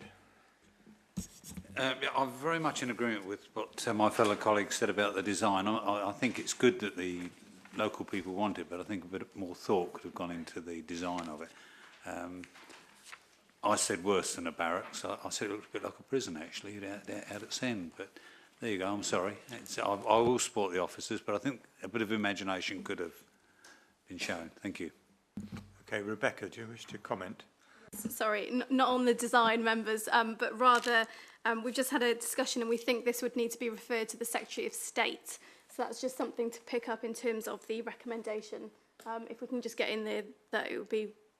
Sorry, if Elizabeth wants to add something. Only to add to that, that clearly government requires recommendations for approval in the Green Belt to be exceptional, although they are still a judgment locally. And it's helpful that members have come to the conclusion, which I think is emerging, that there are very special circumstances, but we'll see what happens when it comes to the vote. But if members are minded to agree with the recommendation, it does trigger the direction on Greenbelt, which requires that a building which is regarded as inappropriate, but for which there may be special circumstances, needs to be referred to the Secretary of State if it's over 1,000 square metres, and we've calculated that it is over that. So just to comply with the law, it does need to be referred to government. My experience of this relatively small scale of proposal, notwithstanding the direction, is that the Secretary of State is very rarely interested in it for the purposes of any call-in inquiry, and is happy to leave it to a local decision. But I'm afraid, in my view, it does have to be referred. That should not hold up the application, though, so I suspect the timeframes will coincide with the time it will take to complete the legal agreement, but that's just my estimation. Thank you, Chairman. Thank you. Councillor Townsend. I just wanted to ask, could you go to the picture of the actual site, the map of the overview of the site, that one there? Could you just clarify, I know it says about the ancient woodland, but are there any trees? Because I can't quite correlate the red line boundary to what I'm looking at there, and I just wondered, are there any trees that are going to be have to be taken down? Could you confirm, please? Thank you, Chairman. Yes, so there's no trees within the site. Effectively, the boundary is sort of the natural clearing. It's all covered in hard surfacing at the moment. So, in fact, the proposal would introduce areas of soft landscaping. You'll see within the officer report there have been some concerns raised by local residents about some felling which has taken place. That's all been done in conjunction with the Forestry Commission. So that's sort of separate to the application site. Thank you, Chairman. Thank you. Councillor Jeanette. Thank you, Chairman. I noticed page 163 and 164 that the Surrey Hills Area of National Beauty Advisor states about halfway down the page, what appears to be a white rendered finish to the building would result in the building standing out in the landscape. The former country house is likely to have been finished naturally, with a natural coloured rendering that would have resulted in a less harsh or conspicuous building in the landscape. Colour is important, I think, in this. If we are minded to approve these houses in this site, it would perhaps be a good idea to suggest that that the colour is reduced from white to something less obtrusive, that will stand out less. Thank you. Thank you. I mean, condition 2 does give us the power to approve the material, so presumably that would include the colour that the render was being painted as well. I think the officers would confirm that condition 2 would cover that event.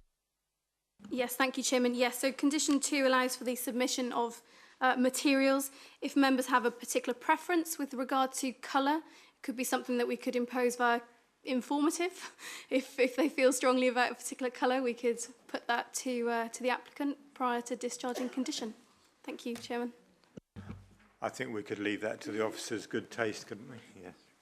Should we move to the recommendations? Please. Oh, sorry, Councillor Byrne. Rushing through, having brought up the subject of electric charging points, are they in there, Rebecca? And if not, can they be in the 9 garages? Thank you, Chairman. I think I'm being told it's condition 7. Thank you. So, members, condition A, recommendation A is that subject to the completion of a section 106 to secure financial contributions towards affordable housing and leisure facilities and highway improvement works, conditions 1 to 26 and informatives 1 to 13, permission be granted. All those in favour, please. Sorry? And referral to Secretary of State, yes. Yeah. That's unanimous, Chairman. Right. Councillor Townsend, were you trying to make a point? Or sorry, did you? That's covered by condition 2. Yeah, thank you. And recommendation B, that in the event that a section 106 agreement is not completed within 6 months of the resolution to grant permission, permission be refused. All those in favour, please. That's unanimous, Chairman.